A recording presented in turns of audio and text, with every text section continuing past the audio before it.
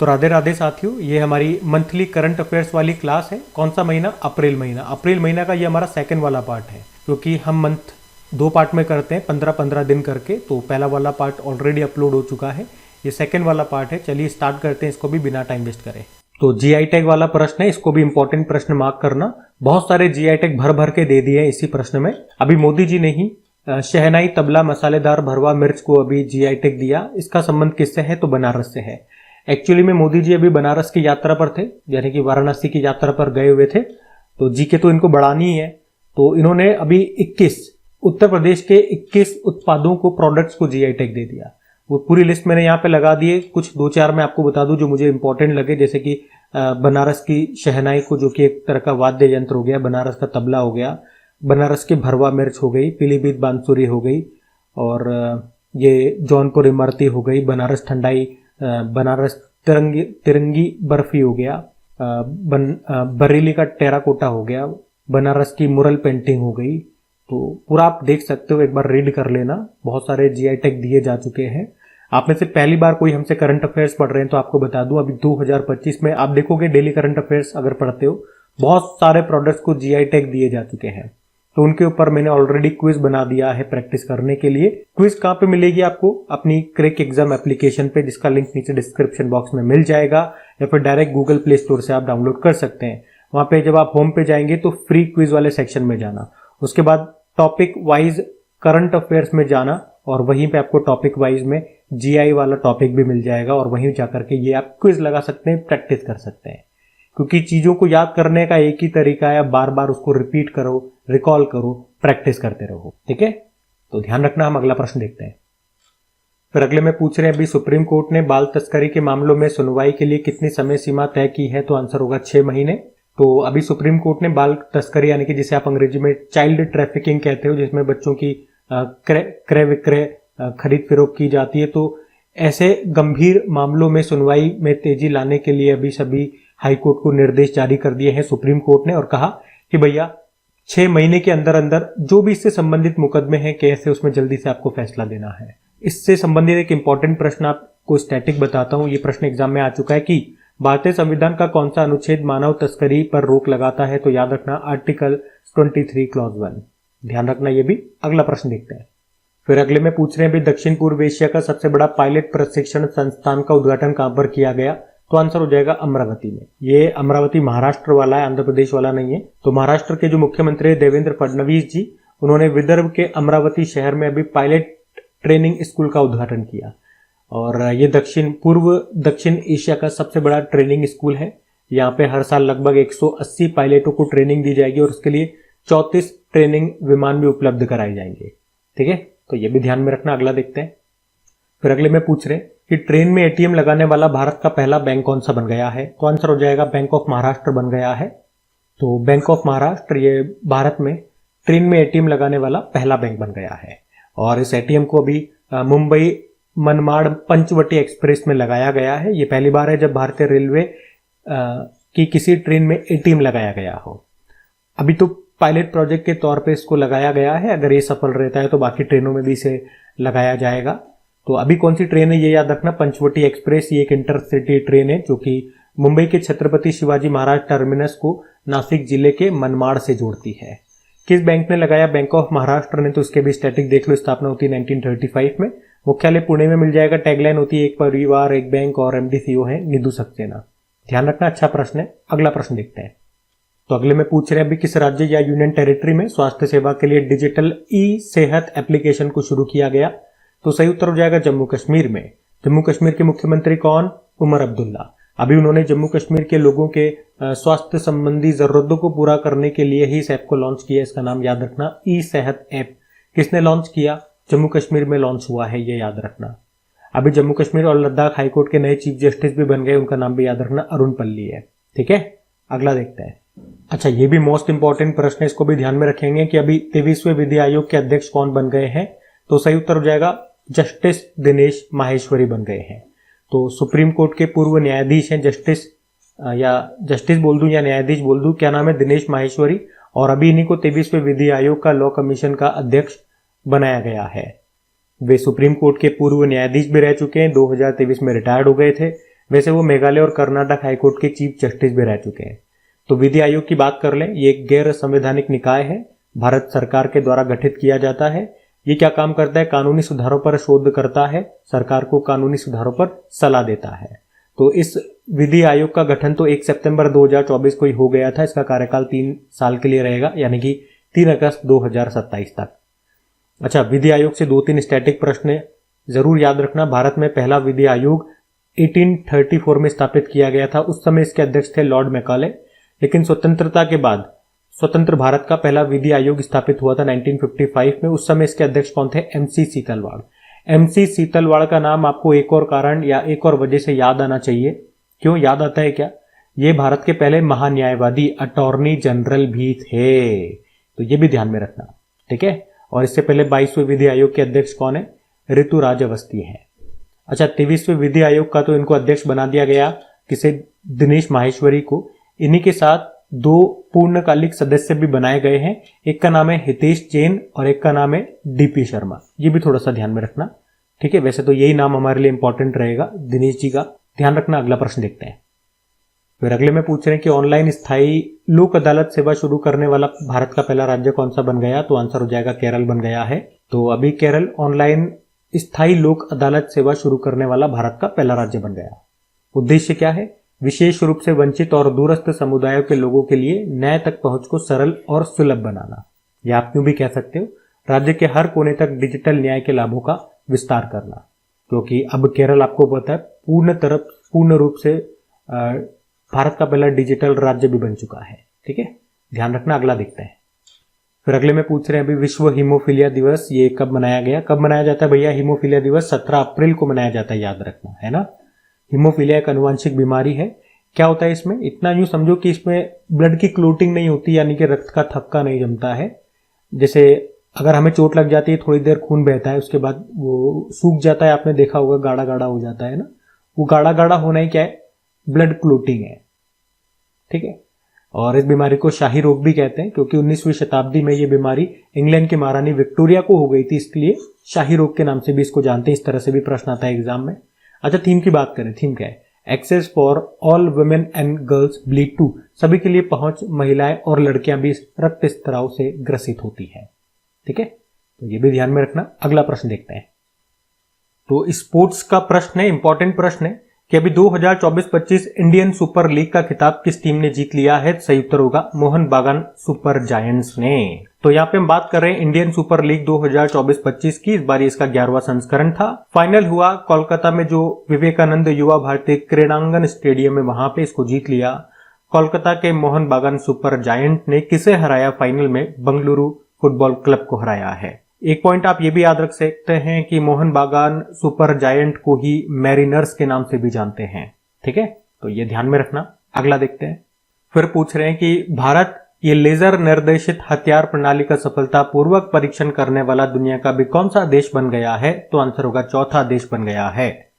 तो भारत दुनिया का चौथा देश बन गया जिसने अभी उच्च ऊर्जा वाली लेजर निर्देशित हथियार प्रणाली, इंग्लिश में आप इसे बोलोगे तो high energy laser directed weapon system का भी सफल परीक्षण किया है।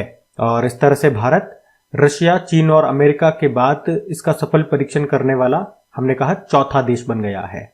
अच्छा, इस लेजर निर्देशित ऊर्जा हथियार प्रणाली, जिसे हमने अंग्रेजी में बोला, वैसे इंग्लिश वालों के लिए मैंने पीछे यहाँ पे इंग्लिश में भी लिख दिया है, ये रहा, ठीक है। तो मटेरियल यहाँ पे इंग्लिश में भी है। दिल्ली करंट अफेयर्स वाली अगर लेक्चर आप देखते हैं तो उसकी PDF वहां पे आपको मिल जाती है, इंग्लिश और हिंदी दोनों में लिखा हुआ होता है। तो अभी हिंदी में लिखा हुआ है तो हिंदी में मैं समझा रहा हूं आपको। लेजर निर्देशित ऊर्जा हथियार प्रणाली, इसको क्या नाम दिया गया? तो MKIIA इसको नाम दिया गया है। और इसको बनाया किसने है? DRDO के उच्च ऊर्जा प्रणाली और विज्ञान केंद्र हैदराबाद ने इसको बनाया है। और इसका परीक्षण टेस्टिंग अभी कहां पे किया गया? आंध्र प्रदेश के कुर्नूल में ये किया गया है। और ये कितने पावर की लेजर वेपन है? 30 किलोवाट पावर का। भाई वॉट की पावर, वॉट की यूनिट, ये वॉट किसकी यूनिट होती है? पावर की यूनिट होती है, ठीक है। किलो मतलब हो गया 10 की पावर 3। और इसकी रेंज कितनी है? 5 किलोमीटर इसकी रेंज है।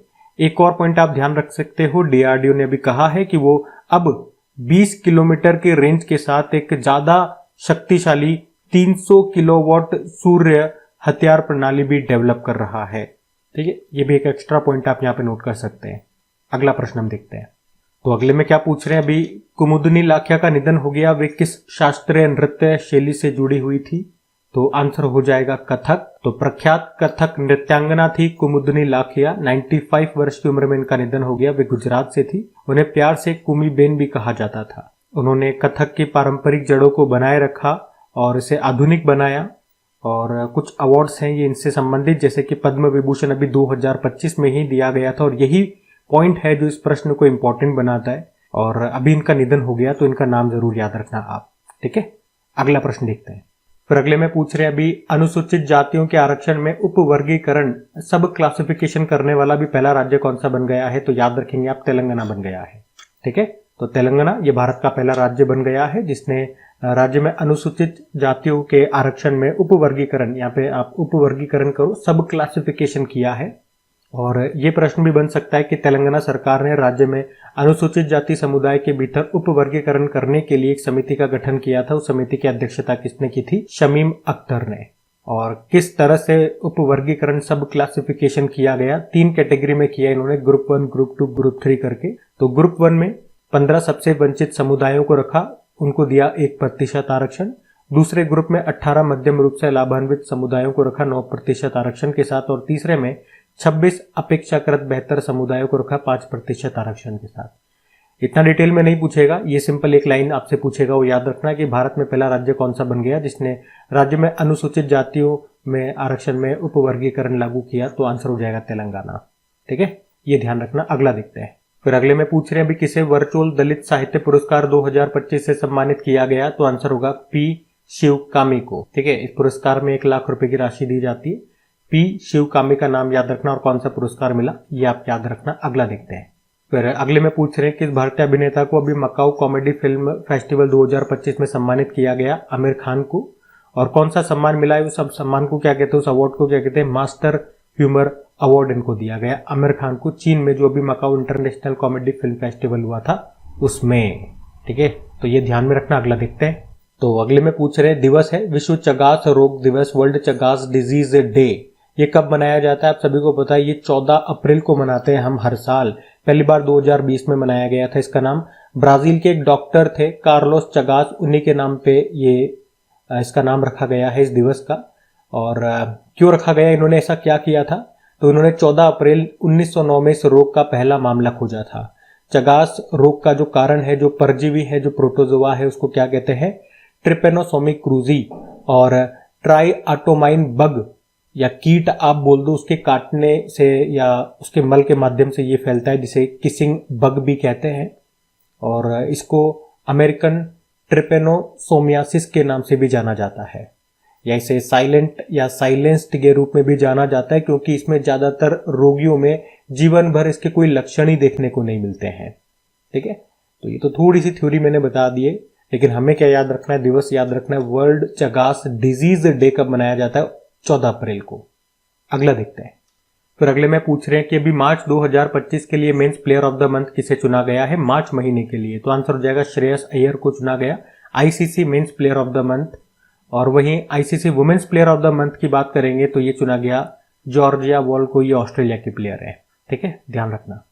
फिर अगले में पूछ रहे खेलो इंडिया यूथ गेम्स 2025 का शुभंकर किसे चुना गया है? तो आंसर हो जाएगा गज सिम्हा। तो खेलो इंडिया यूथ गेम्स 2025 की हम बात कर रहे हैं, इस बार ये 7वां संस्करण है, याद रखना। इसका आयोजन 4 से लेकर 15 मई तक होगा। कहां पर होगा? बिहार में होगा। बिहार के 5 शहरों में होगा, पटना, गया, राजगीर, भागलपुर और बेगूसराय। अभी मैस्कोट इसका जारी कर दिया गया, क्या है? गज सिम्हा है। ये गज सिम्हा है ना, जो हाथी की शक्ति और शेर के दिल का प्रतीक है। और ये जो शुभंकर है, ये नालंदा और बोधगया के पाल वंश के अभिलेखीय विरासत से लिया गया है, जिसे मंदिरों और उनके स्तंभों में उकेरा गया है। अच्छा, टाइटल क्या है इस बार का? खेल के रंग बिहार के संग। और लोगो में नारंगी और हरे रंग का इस्तेमाल किया गया है। ठीक है, तो ये ध्यान में रखना शुभंकर। अगला देखते हैं। फिर अगले में पूछ रहे हैं विश्व कला दिवस वर्ल्ड आर्ट्स डे कब मनाया जाता है? हर साल 15 अप्रैल को मनाया जाता है। पहली बार इसे 2012 में मनाया गया था। थीम याद रखना, एकता और उपचार के लिए कला।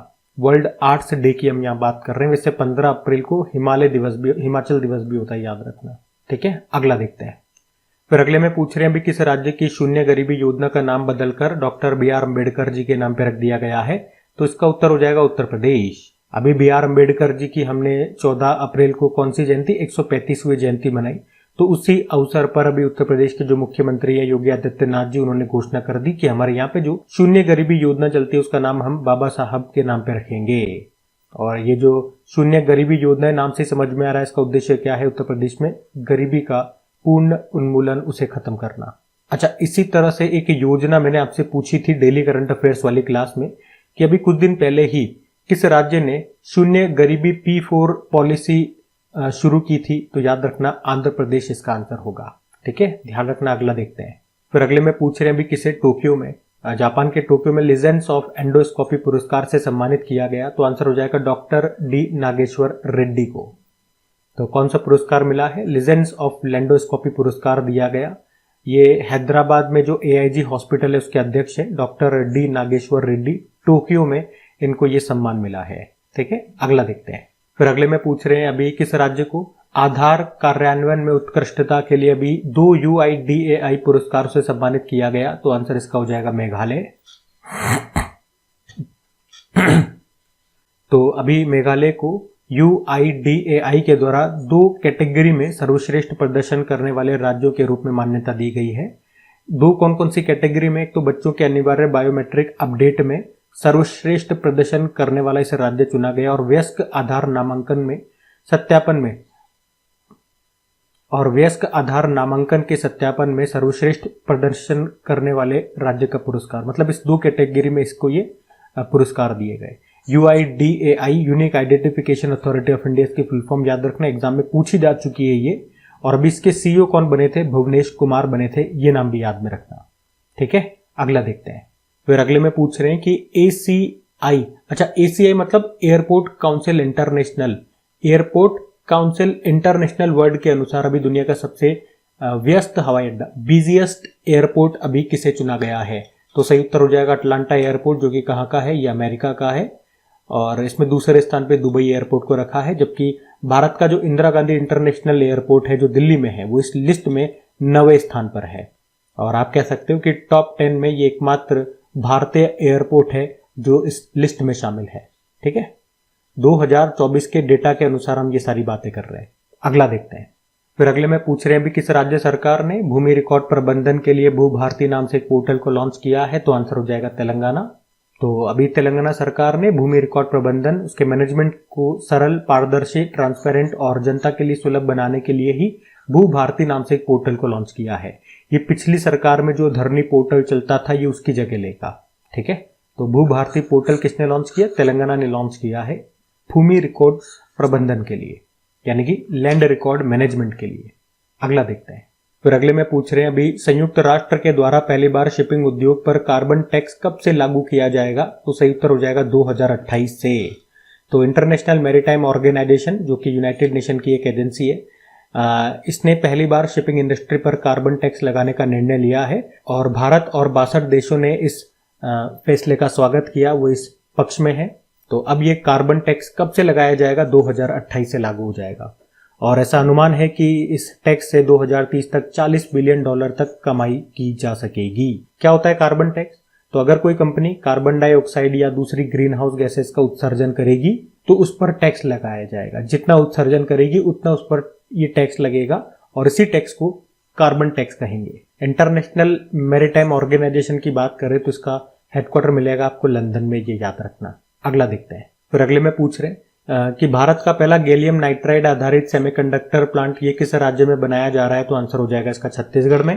तो नया रायपुर छत्तीसगढ़ में याद रखना भारत का पहला गैलियम नाइट्राइड आधारित सेमीकंडक्टर प्लांट बनाया जा रहा है, जो 2026 तक बनकर भी तैयार हो जाएगा। इसकी शुरुआत कर दी छत्तीसगढ़ के मुख्यमंत्री विष्णुदेव साय ने। कौन बना रहा है? पॉलीमेटेक इलेक्ट्रॉनिक्स कंपनी इसको बना रही है। और यहाँ पर न केवल सेमीकंडक्टर चिप बनेगी बल्कि radio frequency system, defence electronics और AI पर भी यहाँ पर काम किया जाएगा।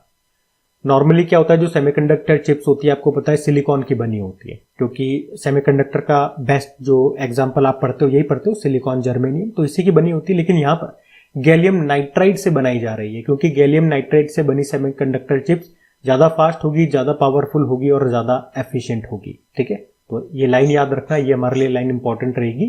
कहाँ पे बनेगा? तो छत्तीसगढ़ में। अगला प्रश्न देखते हैं। फिर अगले में पूछ रहे, हाल ही में अभी किसे भारतीय भारोत्तोलन महासंघ एथलीट आयोग का अध्यक्ष नियुक्त किया गया? तो आंसर हो जाएगा मीराबाई चानू को। तो मीराबाई चानू आप जानते हो कौन है? वेट लिफ्टर है। और अभी इन्हीं को भारतीय भारोत्तोलन महासंघ के तहत नव स्थापित एथलीट आयोग का अध्यक्ष चुना गया है। मीराबाई चानू ये मणिपुर से है, वेट लिफ्टर है, 49 किलोग्राम कैटेगरी में खेलती है। टोक्यो ओलंपिक में ये सिल्वर लेकर के आई थी, तो इनका नाम ध्यान में रखना। अगला देखते हैं। फिर अगले में पूछ रहे हैं, अगला प्रश्न इंपॉर्टेंट मार्क कर लो भैया, कि भारत के अगले चीफ जस्टिस कौन होंगे? बी आर गवई होंगे। बी आर गवई में बी आर का फुल फॉर्म क्या हो गया? तो आंसर हो जाएगा भूषण रामकृष्णा गवई।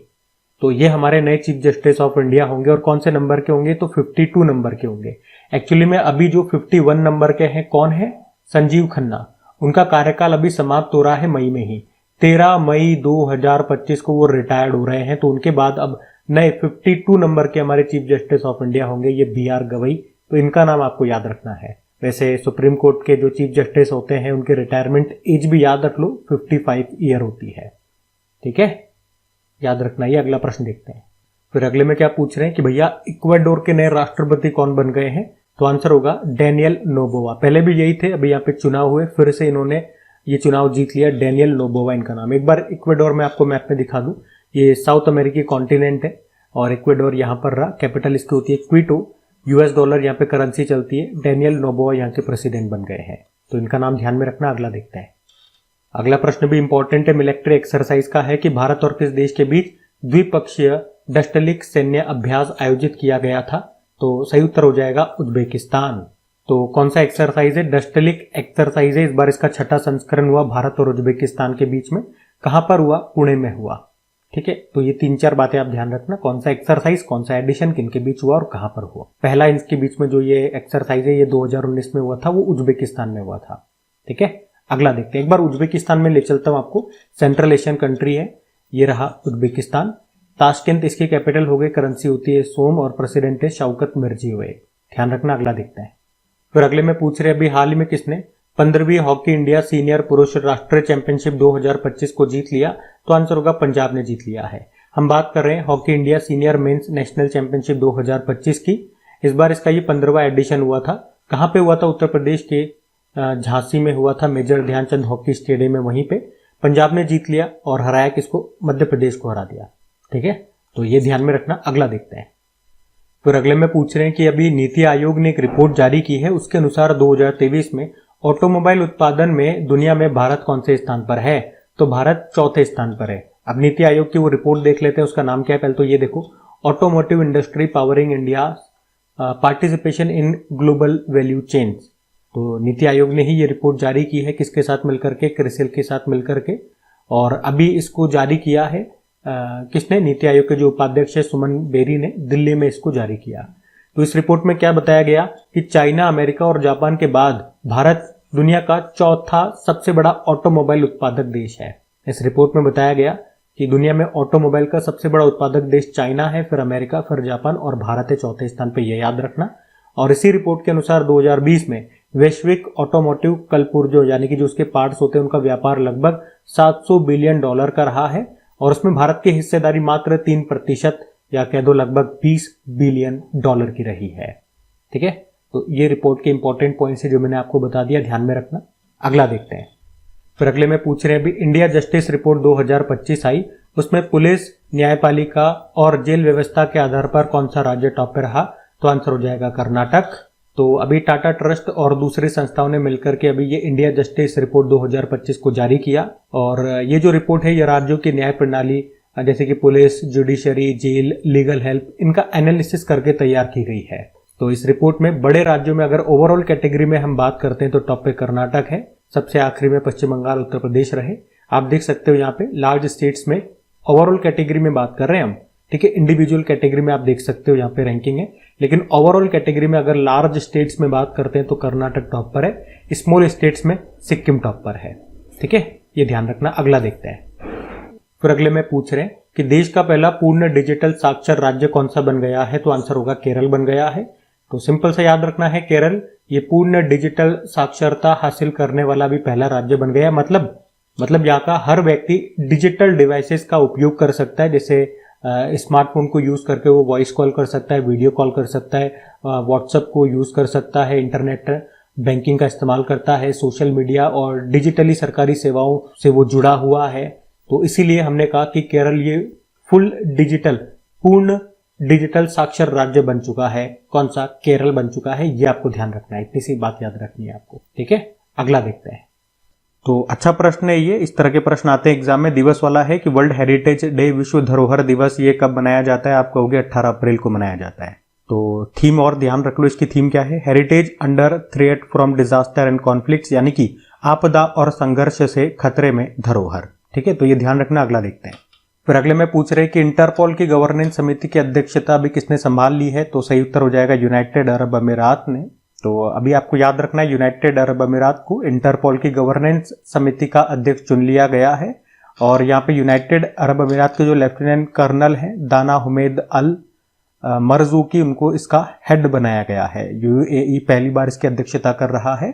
तो ये आप ध्यान में रखना। एक बार इंटरपोल की स्टैटिक मैं आपको जरूर बता देता हूँ। इंटरपोल की फुल फॉर्म होती है इंटरनेशनल क्रिमिनल पुलिस ऑर्गेनाइजेशन। स्थापना होती है 7 सितंबर 1923। इसलिए 7 सितंबर को हम अंतर्राष्ट्रीय पुलिस सहयोग दिवस के रूप में भी मनाते हैं। हेडक्वार्टर लियोन फ्रांस में है। प्रेसिडेंट अहमद नासर अल रईसी। मेंबर कंट्रीज 196 है। तो ये सब ध्यान में रखना। अगला देखते हैं। फिर अगले में पूछ रहे हैं कि वित्त वर्ष 2024-25 में भारत के कुल निर्यात में किस उत्पाद में सर्वाधिक वृद्धि हुई है? सही उत्तर हो जाएगा कॉफी। तो पूरा डेटा मैंने यहाँ पे आपके लिख दिया है। तो जो इंपॉर्टेंट डेटा है वो मैं आपको बता देता हूँ कि फाइनेंशियल ईयर 2024-25 की हम बात कर रहे हैं।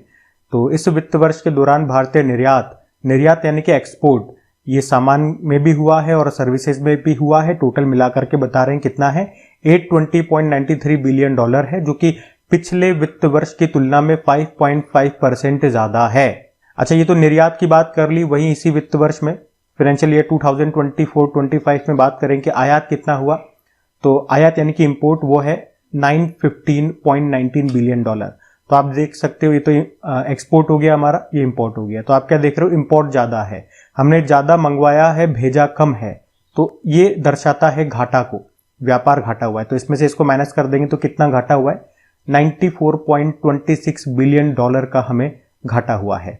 और ये डेटा अभी केंद्रीय वाणिज्य व उद्योग मंत्रालय ने जारी किया, जिसके मंत्री हैं पीयूष गोयल साहब। और इंडिविजुअल पूरा डेटा मैंने यहाँ पे आपको बता दिया है। माल का अलग से है, यानी कि सामानों का, और सेवाओं का, सर्विसेज का अलग से है, इंपोर्ट में भी और एक्सपोर्ट में भी, और टोटल में भी। टोटल तो मैंने आपको ऊपर बता दिया है, ये 820 है और ये इंपोर्ट का है 915। और एक्सपोर्ट में जो सबसे ज्यादा एक्सपोर्ट देखा गया है, यानी कि निर्यात में सर्वाधिक वृद्धि, यही हमारा प्रश्न था, वो किसमें हुई है, कॉफी में हुई है।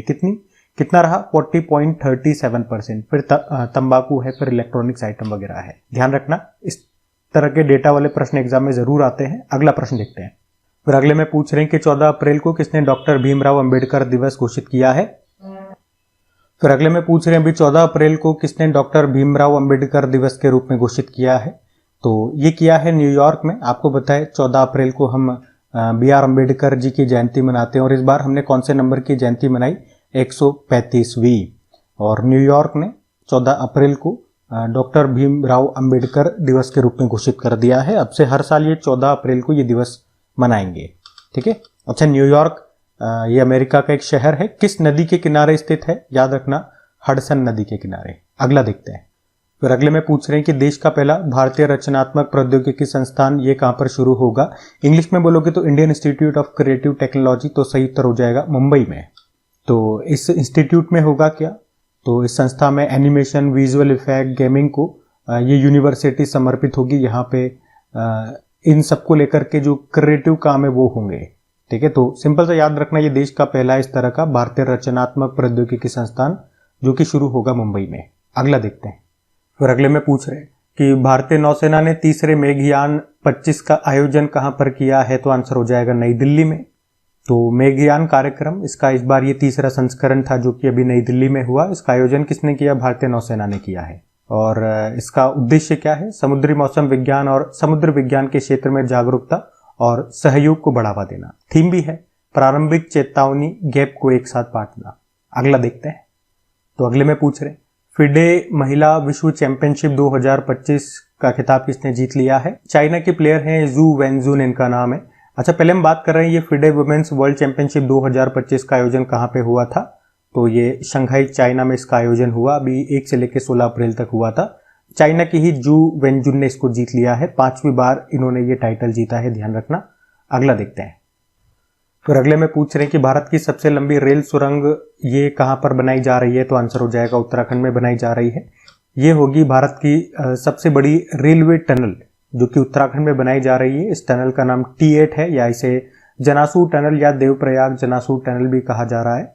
और ये अब सबसे लंबी होगी। इसकी लेंथ की अगर हम बात करें तो 14.58 किलोमीटर होगी। अच्छा, अभी तक हमारी भारत की जो सबसे लंबी जो रेल टनल है वो T49 है, जिसकी लंबाई है 12.758 किलोमीटर। ये आपको जम्मू कश्मीर में मिलेगी। ठीक है, तो अभी तक कौन सी है, अब कौन सी हो जाएगी, दोनों मैंने आपको बता दी और कहां पर ये भी मैंने आपको बता दिया, ध्यान में रखना। अगला प्रश्न देखते हैं।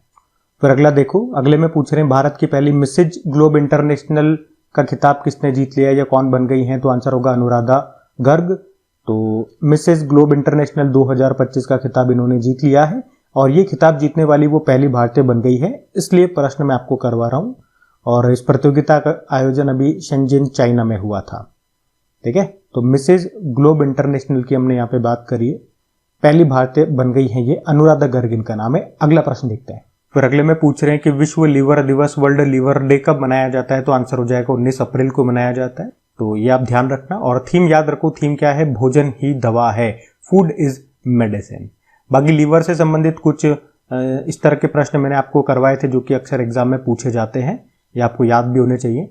लेकिन आपको पता है वीकली करंट अफेयर्स या मंथली करंट अफेयर्स की क्लास में मैं आपको केवल क्वेश्चन आंसर और उससे संबंधित जो इंपॉर्टेंट फैक्ट्स होते हैं वो बताता हूँ। रिवीजन वाला पार्ट इसमें हम नहीं करते हैं, वो डेली करंट अफेयर्स की क्लास में करते हैं। फिर भी आप चाहो तो वीडियो को पॉज करके आप रीड कर सकते हो, लिखा हुआ पूरा आपके सामने है।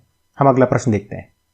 फिर अगले में क्या पूछ रहे हैं, अभी संसद खेल महाकुंभ 2025 का उद्घाटन कहाँ पे किया गया। तो ये किया गया है लखनऊ में। यहाँ पे हम बात कर रहे हैं संसद खेल महाकुंभ 2025 की। अभी इसका आयोजन हुआ लखनऊ में, जो KD सिंह बाबू स्टेडियम है वहां पे, और उद्घाटन किया किसने, हमारे रक्षा मंत्री जी ने, जो कौन है, राजनाथ सिंह है। ठीक है, तो इतना सा ध्यान रखना। अगला देखते हैं। अच्छा, अगला प्रश्न इंपॉर्टेंट रहेगा क्योंकि इस एक ही प्रश्न में मैं 10-5 प्रश्न आपको एक्स्ट्रा करवाने वाला हूं, क्योंकि ये सारे अपॉइंटमेंट वाले सभी जो इंपॉर्टेंट मंत्रालय है उसमें भी नए सचिव बने हैं, तो सारे मैं आपको बताऊंगा। पहले तो प्रश्न देख लो क्या है, रेवेन्यू सेक्रेटरी राजस्व सचिव किसे नियुक्त किया गया है। सही उत्तर हो जाएगा इसका अरविंद श्रीवास्तव। अब बाकी सभी मंत्रालय देख लो, ये राजस्व सचिव हमने देख लिया।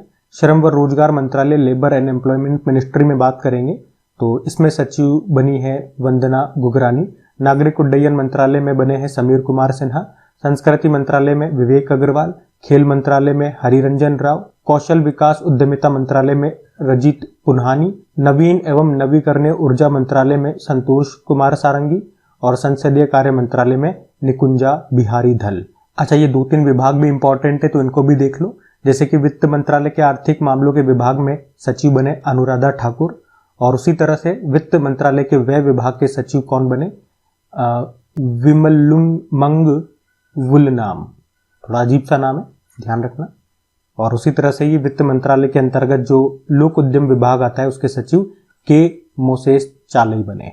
ठीक है, तो लगभग इस एक ही प्रश्न में मैंने आपको 10-12 इंपॉर्टेंट अपॉइंटमेंट्स और बता दिए, क्योंकि इंपॉर्टेंट है, सचिव से भी प्रश्न आ जाते हैं और सभी मंत्रालय जो इंपॉर्टेंट है वो साले मैंने यहाँ पे सारे कंसिडर कर लिए हैं, इनको ध्यान में रखना। अगला देखते हैं।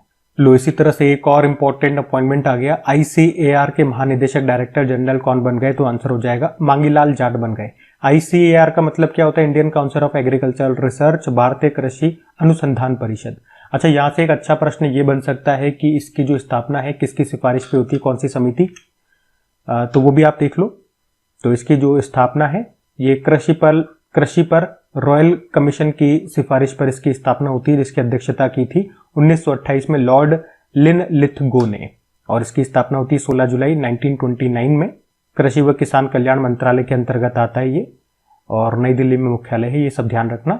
मांगीलाल जाट का नाम अभी ध्यान रखना है। अगला प्रश्न देखते हैं।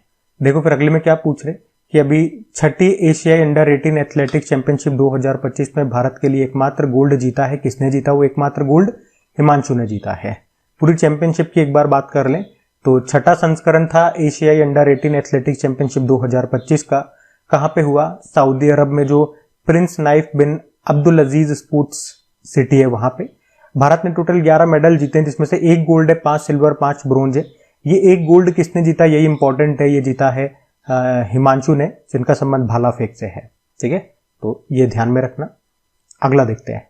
फिर अगले में पूछ रहे हैं कि यूनेस्को के memory of the world register 2025 में किस प्राचीन भारतीय ग्रंथों को भी शामिल किया गया? तो आंसर हो जाएगा उपर्युक्त दोनों, यानी कि श्रीमद् भगवद गीता और भरत मुनि का नाट्य शास्त्र। अभी यूनेस्को के memory of the world register में प्राचीन भारतीय ग्रंथों को शामिल किया गया है। एक तो श्रीमद् भगवद गीता हो गया और एक नाट्य शास्त्र हो गया। और इस तरह से आप देखोगे तो यूनेस्को के memory of the world register में शामिल भारतीय अभिलेखों की कुल संख्या कितनी हो गई है? इनको जोड़ने के बाद 14 हो गई है। और वहीं पूरी दुनिया में, और वहीं अगर बात करें कि 2025 में, अभी इस साल UNESCO memory of the world register में पूरी दुनिया में कितने दस्तावेजों को, डॉक्यूमेंट्स को, बुकों को जोड़ा गया है? तो टोटल 72। ठीक है, और इन टोटल 72 में ही ये 2 हैं। और इस तरह से अब टोटल संख्या कितनी हो चुकी है पूरी दुनिया से, या पूरी इसकी लिस्ट में बात करें तो 570 हो चुकी है। इन 570 में ही ये 14 है। बात समझ में आ गई? श्रीमद् भगवद गीता और नाट्य शास्त्र, ध्यान रखना। अगला देखते हैं। फिर अगले में पूछ रहे अंतरराष्ट्रीय बिग कैट अलायंस का मुख्यालय किस देश में स्थापित किया जाएगा? तो सही उत्तर हो जाएगा भारत में।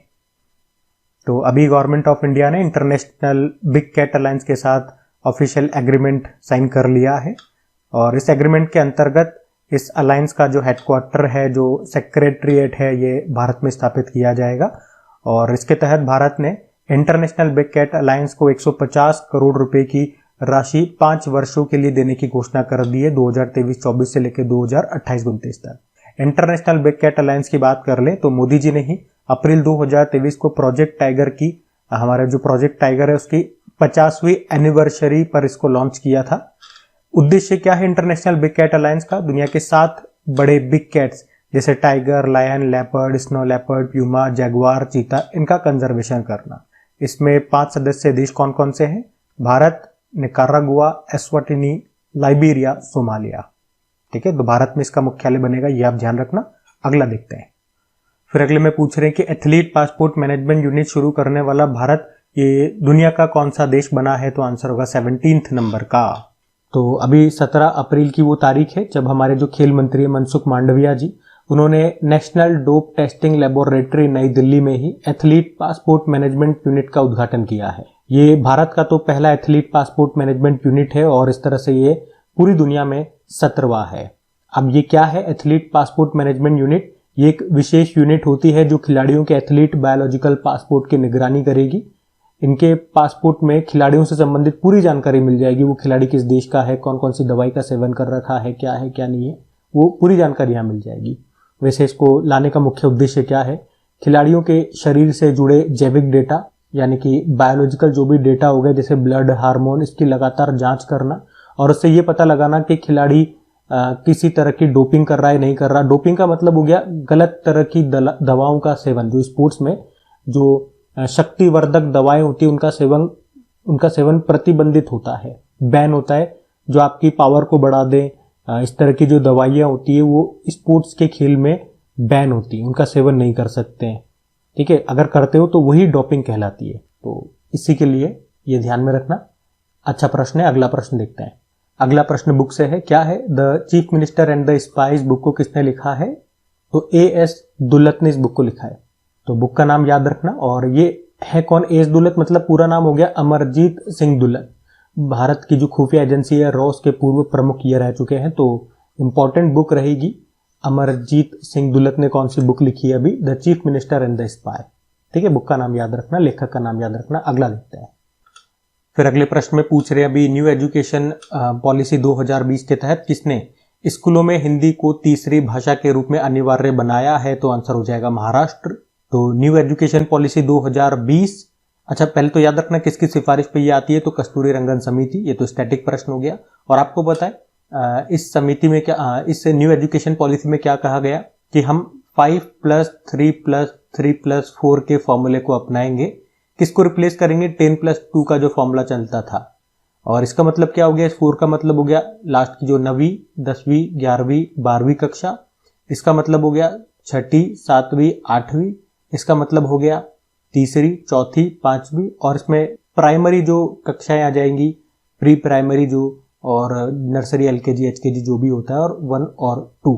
और अभी महाराष्ट्र सरकार ने क्या कर दिया, इन्होंने कहा कि पहली से लेके 5वीं तक, पहली कक्षा से लेके 5वीं कक्षा तक के जो बच्चे होंगे उनके लिए 3 भाषाएं अनिवार्य हम कर रहे हैं। एक तो फॉरेन लैंग्वेज जो भी हो सकती है, जैसे कि अंग्रेजी लेनी है अंग्रेजी ले लो, किसी को कुछ और लेना है वो ले लो। एक हमारी जो राज्य भाषा हो गई, जैसे यहाँ पे मराठी चलती है वो ले लो, और एक हिंदी, इसको अनिवार्य कर दिया है। ऐसा करने वाला ये पहला राज्य बन गया है महाराष्ट्र, ये ध्यान में रखना। अगला प्रश्न देखते हैं। फिर अगले में पूछ रहे हैं कि एक फ्रांस का एक लग्जरी ब्रांड है, ये एक तरह का फैशन ब्रांड है, और जिसका नाम है चैनल बोलते हैं चैनल, और इसी ने भारत में अपना पहली बार किसे ब्रांड एम्बेसडर बनाया है, तो अनन्या पांडे, चिकी पांडे की जो बेटी है अनन्या पांडे वो।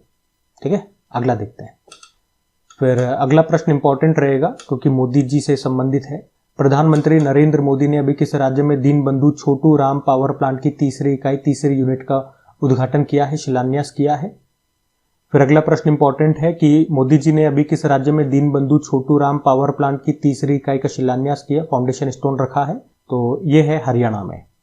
तो अभी मोदी जी हरियाणा में गए हुए थे यात्रा पे, तो वहां पे उन्होंने हरियाणा के यमुनानगर जिले में एक Deenbandhu Chhotu Ram thermal power plant है, और उसी की यहाँ पे तीसरी यूनिट की उन्होंने आधारशिला रखी है। इसकी कैपेसिटी 800 मेगावाट की है। इससे पहले की जो 2 यूनिटें यहाँ पर है वो 300 मेगावाट की कैपेसिटी रखती है, तीसरी वाली 800 मेगावाट की है। ये एक तरह का थर्मल पावर प्लांट है, तो थर्मल है तो कोयले का उपयोग होता है यहाँ बिजली बनाने के लिए, लेकिन इसकी खास बात क्या है, ये एक ultra super critical thermal power plant है, और इसी कारण से जो पारंपरिक जो नॉर्मल जो ट्रेडिशनल थर्मल पावर प्लांट होते हैं उनकी तुलना में ये कम कार्बन उत्सर्जन करता है। ठीक है, तो ये ध्यान में रखना। इसी के साथ मोदी जी ने यमुनानगर जिले में ही एक स्थान है मुकरबपुर, वहां पे कंप्रेस्ड बायोगैस प्लांट की भी आधारशिला रखी है गोवर्धन योजना के अंतर्गत। ये गोवर्धन योजना याद रखना, ये लॉन्च की गई थी 2018 में, और इसकी फुल फॉर्म भी देख लो एक बार, galvanizing organic bio agro resources धन। ठीक है, ध्यान रखना। अगला देखते हैं। फिर अगले प्रश्न में आपसे पूछ रहे हैं कि भाई ब्लैक बॉक्स लैब का उद्घाटन कहां पर किया गया, तो आंसर हो जाएगा नई दिल्ली में। तो हमारे जो नागरिक उड्डयन मंत्री हैं, क्या नाम है, राम मोहन नायडू, इन्होंने नई दिल्ली में भारत की पहली तो प्रश्न इंपॉर्टेंट हो जाता है, तो भारत की पहली ब्लैक बॉक्स लैब का उद्घाटन किया, और इसे बनाया गया है हिंदुस्तान एरोनॉटिकल लिमिटेड के सहयोग से। अच्छा, हिंदुस्तान एरोनॉटिकल लिमिटेड का मुख्यालय आपको पता है, हेडक्वार्टर कहां पर है, आप कह दोगे बेंगलुरु में। तो फिर आप मुझे बताओ ये कौन से नंबर की अभी महारत्न कंपनी बनी थी, बड़ा सिंपल सा प्रश्न है ये आपके लिए। तो नई दिल्ली में तो हो गया इसका उद्घाटन। अब बात कर लिए ब्लैक बॉक्स है क्या, तो ऐसे समझो ये आपका जो एरोप्लेन होता है इसमें ये ब्लैक बॉक्स का इस्तेमाल किया जाता है, और उद्देश्य क्या होता है, ये जो भी इंपॉर्टेंट डेटा होता है प्लेन का, जो भी इंपॉर्टेंट डेटा है उसको रिकॉर्ड करता है, जैसे कि उड़ते वक्त इस प्लेन की स्पीड कितनी है, ये कितनी हाइट पर उड़ रहा है, और कॉकपिट के अंदर, कॉकपिट में वो पायलट बैठे रहते हैं, 2 पायलट होते हैं, तो उनके बीच क्या बातें हो रही है उसको भी ये रिकॉर्ड करता है। और ये क्या काम आती है, जब मान लो एरोप्लेन का क्या हो जाएगा, एक्सीडेंट हो जाता है, मान लो एरोप्लेन का ये एक्सीडेंट हो गया यहाँ पे, तो एक्सीडेंट हो जाता है तो हम इस ब्लैक बॉक्स को ढूंढते हैं, क्योंकि इसमें हमने कहा ना सारा इंपॉर्टेंट डेटा रिकॉर्ड रहता है इसके अंदर। एक्सीडेंट होने के बाद इस ब्लैक बॉक्स जो है इसको हम रिकवर करते हैं, फिर इससे जो भी डेटा होता है वो सुनते हैं, तो हमें पता चलता है कि कॉकपिट में एंड टाइम पे जब ये दुर्घटनाग्रस्त होने वाला था तो अंदर पायलटों के बीच में क्या बात चल रही थी, तो जो भी बात होगी अंत समय में अंदर बात ही कर रहे होंगे कि हमारे यहाँ पे ये दुर्घटना हो गई है। अंदर बात नहीं करते, मूवीज में देखते हो ना पायलट आपस में बात कर रहे हैं, हेलो हेलो हेलो, कनेक्शन टूट गया है, बात नहीं हो पा रही है, हमारा तेल खत्म हो गया है, मौसम खराब है, हमारा एक फैन टूट गया, हमारा एक इंजन खराब हो गया, यहाँ पे सब जॉम्बीज बन गए, सब मर गए, सब उड़ गए, जो भी होता है वो सब पता चल जाएगा। तो कैसे दुर्घटना हुई उससे हम पता लगा पाते हैं, तो उसी के लिए ये ब्लैक बॉक्स लैब है। अब ये लैब करेगी क्या, जब एक्सीडेंट होगा इस एरोप्लेन का तो ये बॉक्स कौन सा सुरक्षित रहेगा, ये भी टूट फूट जाएगा, तो टूटे फूटे बॉक्स को रिपेयर करेंगे, इससे जो रिकॉर्डिंग है उसको रिकवर करेंगे, उसको डिकोड करेंगे, तो उसी का ये यहाँ पे काम होगा। ठीक है, थोड़ा सा एक्सप्लेन कर दिया ताकि आपको चीज समझ में आ जाए, वरना आप समझो कि ये ब्लैक बॉक्स लैब है क्या। और खास बात ये ब्लैक कलर का होता भी नहीं है, ये चमकीले नारंगी रंग का होता है, फिर भी इसे ब्लैक बॉक्स लैब कहते हैं। ठीक है, ध्यान रखना। अगला प्रश्न देखते हैं। देखो फिर अगले में क्या पूछ रहे हैं, अभी किसने सागर जिले में डॉक्टर बी आर अम्बेडकर के नाम पर एक वन्य जीव अभ्यारण्य घोषित किया है? तो आंसर हो जाएगा मध्य प्रदेश। तो सिंपल सा याद रखना, अभी मध्य प्रदेश के सागर जिले में डॉक्टर बी आर अम्बेडकर के नाम पर एक नया वन्य जीव अभ्यारण्य यानी कि वाइल्ड लाइफ सेंचुरी घोषित की गई है, जिसका एरिया क्षेत्रफल की बात करोगे तो लगभग 259 किलोमीटर स्क्वायर इसका क्षेत्रफल है। ठीक है, अगला प्रश्न देखते हैं। फिर अगले में पूछे हैं कि यात्रा उत्सव ये कहाँ पर मनाया गया? तो ये अभी त्रिपुरा में मनाया गया था, यात्रा उत्सव। इसमें यात्राएं निकाली जाती है, एक तरह का लोकप्रिय लोक रंगमंच होता है, और इसमें पौराणिक कथाओं के अलावा धर्मनिरपेक्ष और सामाजिक विषयों पर भी प्रदर्शन किया जाता है यात्रा में। तो त्रिपुरा में होता है ये यात्रा फेस्टिवल, ये आपको ध्यान रखना है। त्रिपुरा दिखा दूं एक बार मैं मैप में, ये हमारा प्यारा भारत और यहाँ पे ये त्रिपुरा है जो कि तीनों ओर से बांग्लादेश से घिरा हुआ है। कैपिटल अगरतला, मणिक मुख्यमंत्री, इंद्रसेन रेड्डी गवर्नर हो गए। ठीक है, अगला प्रश्न देखते हैं। अगले में पूछ रहे हैं कि अभी किस अंतरराष्ट्रीय पुरस्कार में सर्वश्रेष्ठ स्टंट डिजाइन की एक और कैटेगरी शामिल की जाएगी? तो ऑस्कर में ऐसा किया जाएगा। ऑस्कर अवार्ड जिसे आप एकेडमी अवार्ड्स के नाम से भी जानते हो, कौन देता है? Academy of motion picture arts and sciences, जो कि अमेरिका में है। ये फिल्म इंडस्ट्री का सबसे प्रतिष्ठित पुरस्कार है और इसकी हेड अभी कुछ समय पहले ही नई बनी थी, जानेट यंग इनका नाम है। तो अभी इन्होंने घोषणा की है कि 2028 से हम ऑस्कर में एक और नई कैटेगरी ऐड करने वाले हैं। जिस तरह से कैटेगरियां होती है ना, हम तो मुख्य रूप से 4 पढ़ते हैं हमारे एग्जाम के हिसाब से, जैसे best picture, best actor, best director, best actress, तो बहुत सारी और भी कैटेगरीज होती हैं। तो अभी एक और नई कैटेगरी इसमें ऐड करने वाले हैं, बेस्ट स्टंट डिजाइन कैटेगरी। लेकिन अभी से नहीं, 2028 से। 2028 से ही क्यों? आप देखो ना, 2025 में ऑस्कर दिए गए थे, पढ़ा थे ना हमने, एनोरा जिसमें बेस्ट मूवी थी, तो कौन सा संस्करण था वो? 97 नंबर का। अब इसमें 3 साल और जोड़ लो तो 2028 आ जाएगा, यानी कि 100वां संस्करण आ जाएगा। तो तब से ये इसको शुरू करेंगे, 100वां संस्करण है ना, इसलिए 100th एडिशन। ठीक है, अगला प्रश्न देखते हैं। तो मिलिट्री एक्सरसाइज वाला इंपॉर्टेंट प्रश्न है, ये ध्यान से सुनिएगा कि अभी भारतीय वायुसेना ने किस देश में आयोजित बहुराष्ट्रीय अभ्यास है डेजर्ट फ्लैग, इसमें पार्टिसिपेट किया? तो इसका सही उत्तर हो जाएगा यूनाइटेड अरब अमीरात। तो एक्सरसाइज का नाम याद रखेंगे, क्या है? डेजर्ट फ्लैग है। 10 मतलब ये इसका 10वां संस्करण है। बहुराष्ट्रीय अभ्यास मतलब मल्टीलेटरल एक्सरसाइज है, बहुत सारे देश हिस्सा लेते हैं, भारत ने भी हिस्सा लिया है। और ये एक तरह का एयरफोर्स एक्सरसाइज है, वायुसैन्य अभ्यास है। आयोजन इसका यूनाइटेड अरब अमीरात ने किया है। कहां पे हुआ? यूनाइटेड अरब अमीरात के अल दफरा एयरबेस पर हुआ भी है। और भारत की तरफ से बात करें तो मिग 21 लड़ाकू विमान और हमारा जो जगुआर स्ट्राइक विमान है उसने यहाँ पे हिस्सा लिया है। डेजर्ट से 2-3 एक्सरसाइज और ध्यान रख लो आप। एक तो डेजर्ट साइक्लोन एक्सरसाइज होता है भारत और यूएई के बीच में, और डेजर्ट नाइट एक्सरसाइज होता है वो भारत, यूएई और इस पे फ्रांस भी होता है। और एक और होता है, अभी हमने पढ़ा था, जिसका नाम है desert hunt exercise. Indian air force ने अभी इसका आयोजन किया था, 2025 में ही हुआ था। ये कहां पे हुआ था अगर बात करेंगे? राजस्थान के जोधपुर में हुआ था। ठीक है, तो डेजर्ट से संबंधित ये 2-3 एक्सरसाइज मैंने आपको एक साथ बता दिए, ध्यान में रखना। अगला प्रश्न देखते हैं। फिर अगले प्रश्न में पूछ रहे हैं कि अभी 2025 के लिए WEF वर्ल्ड इकोनॉमिक फोरम वैश्विक युवा नेता के रूप में अभी किसे नामित किया गया? तो ऑप्शन में से अगर बात करेंगे तो सही उत्तर हो जाएगा राम मोहन नायडू, जो आप जानते हो हमारे एविएशन मंत्री, नागरिक उड्डयन मंत्री हैं। और अभी इन्हीं को वर्ल्ड इकोनॉमिक फोरम के यंग ग्लोबल लीडर 2025 के रूप में नामित किया गया है, चुना गया है। राम मोहन नायडू, एक पॉइंट इनसे ध्यान रख लेना, ये भारत के सबसे युवा कैबिनेट मंत्री भी हैं। तो ये जो सम्मान दिया जाता है वर्ल्ड इकोनॉमिक फोरम की तरफ से, ये 40 साल से जिनकी कम आयु होती है ऐसे युवा नेताओं को दिया जाता है, जिन्होंने अपनी कम उम्र में ही सार्वजनिक सेवा, नीति नवाचार और मजबूत विकासात्मक फोकस के साथ शासन में जो योगदान दिया है, उसी के लिए ये सम्मान इनको दिया जाता है। तो वैसे तो बहुत सारे लोगों को अभी ये मतलब आप देखोगे तो 50 देशों के 116 नेताओं को दिया गया। इसमें भी भारत में भी अगर बात करेंगे तो 7 लोगों को दिया गया, और उन 7 में से ये एक हमारे मंत्री जी हैं, राम मोहन नायडू। तो ये ध्यान में रखना। अच्छा, अभी वर्ल्ड इकोनॉमिक फोरम की ही बात चल रही है तो इसके स्टैटिक बता दूं, और एक करंट अफेयर्स का प्रश्न आप और जोड़ लेना। स्थापना 1971 में कोलोनी स्विट्जरलैंड, हेडक्वार्टर प्रेसिडेंट बॉर्ज ब्रेंडे। क्या इंपॉर्टेंट प्रश्न बता रहा हूं कि इसके जो चेयरमैन थे या आप कह सकते हो इसके जो संस्थापक थे, जो इसके अध्यक्ष थे, कौन? Klaus Schwab. अभी उन्होंने अध्यक्ष के पद से, चेयरमैन के पद से इस्तीफा दे दिया है। लगभग 55 साल, 5 दशक आप कह सकते हो। देखो ना, 1970 से अभी 2025 देखोगे तो लगभग 5 दशक या 55 साल इन्होंने इसकी अध्यक्षता की और अब ये रिटायरमेंट ले लिया है। कुछ इंडेक्सेस ये जरूर याद रखना, जिसमें से 3 तो एग्जाम में पूछे जा चुके हैं। Global competitiveness index, global gender gap index और global travel and tourism index, ये यही जारी करता है। ठीक है, अगला प्रश्न देखते हैं। फिर देखो अगले में क्या पूछ रहे हैं कि सिविल सेवा दिवस, सिविल सर्विस डे, ऐसे कहेंगे नेशनल सिविल सर्विस डे कब मनाया जाता है? राष्ट्रीय सिविल सेवा दिवस। तो आंसर होना चाहिए 21 अप्रैल को।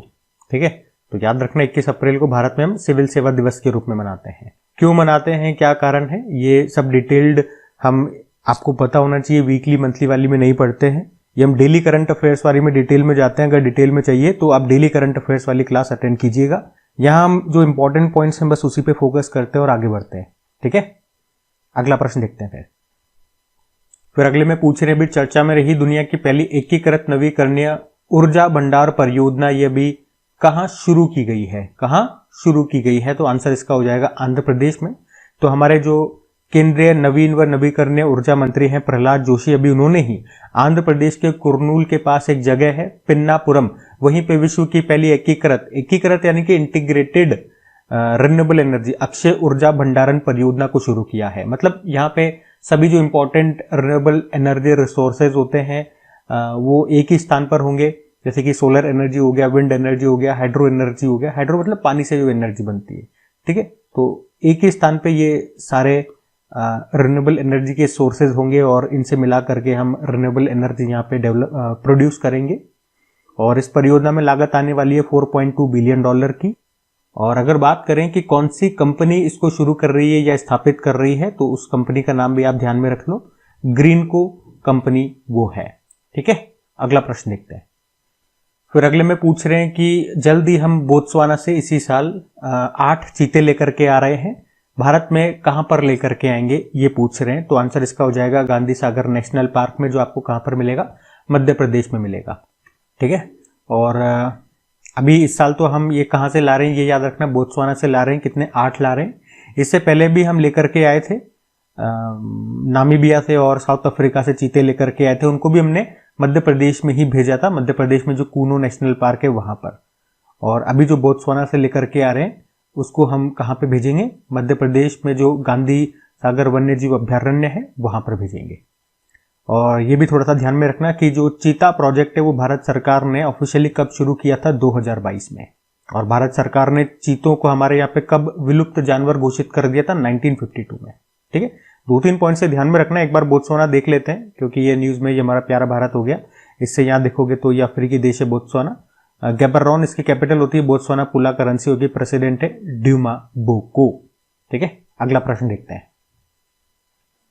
अगला प्रश्न में देखो अपॉइंटमेंट वाला है और इंपॉर्टेंट प्रश्न है कि एशियन इंफ्रास्ट्रक्चर इन्वेस्टमेंट बैंक का उपाध्यक्ष अभी किसे बनाया गया है? तो ये एक भारतीय है, तो हमारे लिए प्रश्न इंपॉर्टेंट हो जाता है। सही उत्तर होगा इसका अजय भूषण पांडे। ठीक है, तो इतना सा आपको याद रखना है। बाकी एशियन इंफ्रास्ट्रक्चर इन्वेस्टमेंट बैंक की बात कर ले, स्थापना इसकी 2016 में हुई थी। हेडक्वार्टर बीजिंग चाइना में मिलेगा और प्रेसिडेंट है जिन लिकुन, जो चाइना के हैं, और इसके अभी उपाध्यक्ष वाइस प्रेसिडेंट बन गए अजय भूषण पांडे इनका नाम है। ठीक है, अगला प्रश्न देखते हैं। बाकी एक बार चलो ऑप्शन भी मैं आपको रिवाइज करा दूं। ये अरविंद श्रीवास्तव अभी हमारे राजस्व सचिव रेवेन्यू सेक्रेटरी बने, बिल्कुल नया अपॉइंटमेंट है, ध्यान में रखना। मांगीलाल जाट अभी ICAR के ये डायरेक्टर जनरल बने, यानी कि Indian council of agricultural research, भारतीय कृषि अनुसंधान परिषद। और ये जो दिनेश माहेश्वरी जी हैं ये भी 23वें विधि आयोग के अध्यक्ष बने थे। तो नाम सारे इंपॉर्टेंट है। ठीक है, ध्यान में रखना। अगला देखते हैं। फिर देखो अगले में क्या पूछ रहे हैं, निधन वाला प्रश्न है कि पॉप फ्रांसिस का भी निधन हो गया, वे किस देश से बिलोंग करते थे? तो आंसर होगा अर्जेंटीना। तो रोमन कैथोलिक चर्च के प्रमुख थे, आप सभी जानते हो, पॉप फ्रांसिस, और अभी 88 वर्ष की उम्र में इनका निधन हो गया। और एक पॉइंट ये भी इंपॉर्टेंट हो जाता है कि रोम कैथोलिक के नेता के रूप में चुने जाने वाले वो पहले लैटिन अमेरिकी थे। कौन सा देश था जहां के ये रहने वाले थे? अर्जेंटीना। वैसे तो इनका असली जो नाम है वो जॉर्ज मारियो बर्गोग्लियो था।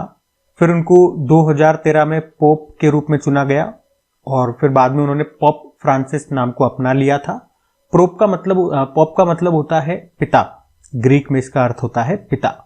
और ये रोम के बिशप और रोमन कैथोलिक चर्च के नेता को दी जाने वाली उपाधि होती है, पोप जिसे कहते हैं। और ये भी पॉइंट ध्यान में रख लो कि सेंट पीटर जो ईसा मसीह के 12 शिष्यों में से एक थे, उनको रोमन कैथोलिक चर्च का पहला पोप माना जाता है। ठीक है, जो भी इंपॉर्टेंट पॉइंट्स थे मैंने बता दिए, क्योंकि प्रश्न इंपॉर्टेंट रहेगा एग्जाम के लिए, ध्यान में रखना। अगला प्रश्न देखते हैं। फिर अगले में क्या पूछ रहे हैं कि भारत का पहला 3D प्रिंटेड सैन्य बंकर ये अभी कहां पर बनाया गया, तो आंसर इसका हो जाएगा लद्दाख में। तो 11,000 फुट की ऊंचाई पर लद्दाख में ये भारत का पहला 3D प्रिंटेड मिलिट्री बंकर को बनाया गया है। इसी के साथ आप कह सकते हो ये दुनिया का अब तक का सबसे ऊंचाई पर बनाया गया 3D प्रिंटेड कोई कंस्ट्रक्शन है, कोई निर्माण है। और इसे IIT हैदराबाद और इंडियन आर्मी ने मिलकर के बनाया है। किस प्रोजेक्ट के अंतर्गत? प्रोजेक्ट प्रबल के अंतर्गत।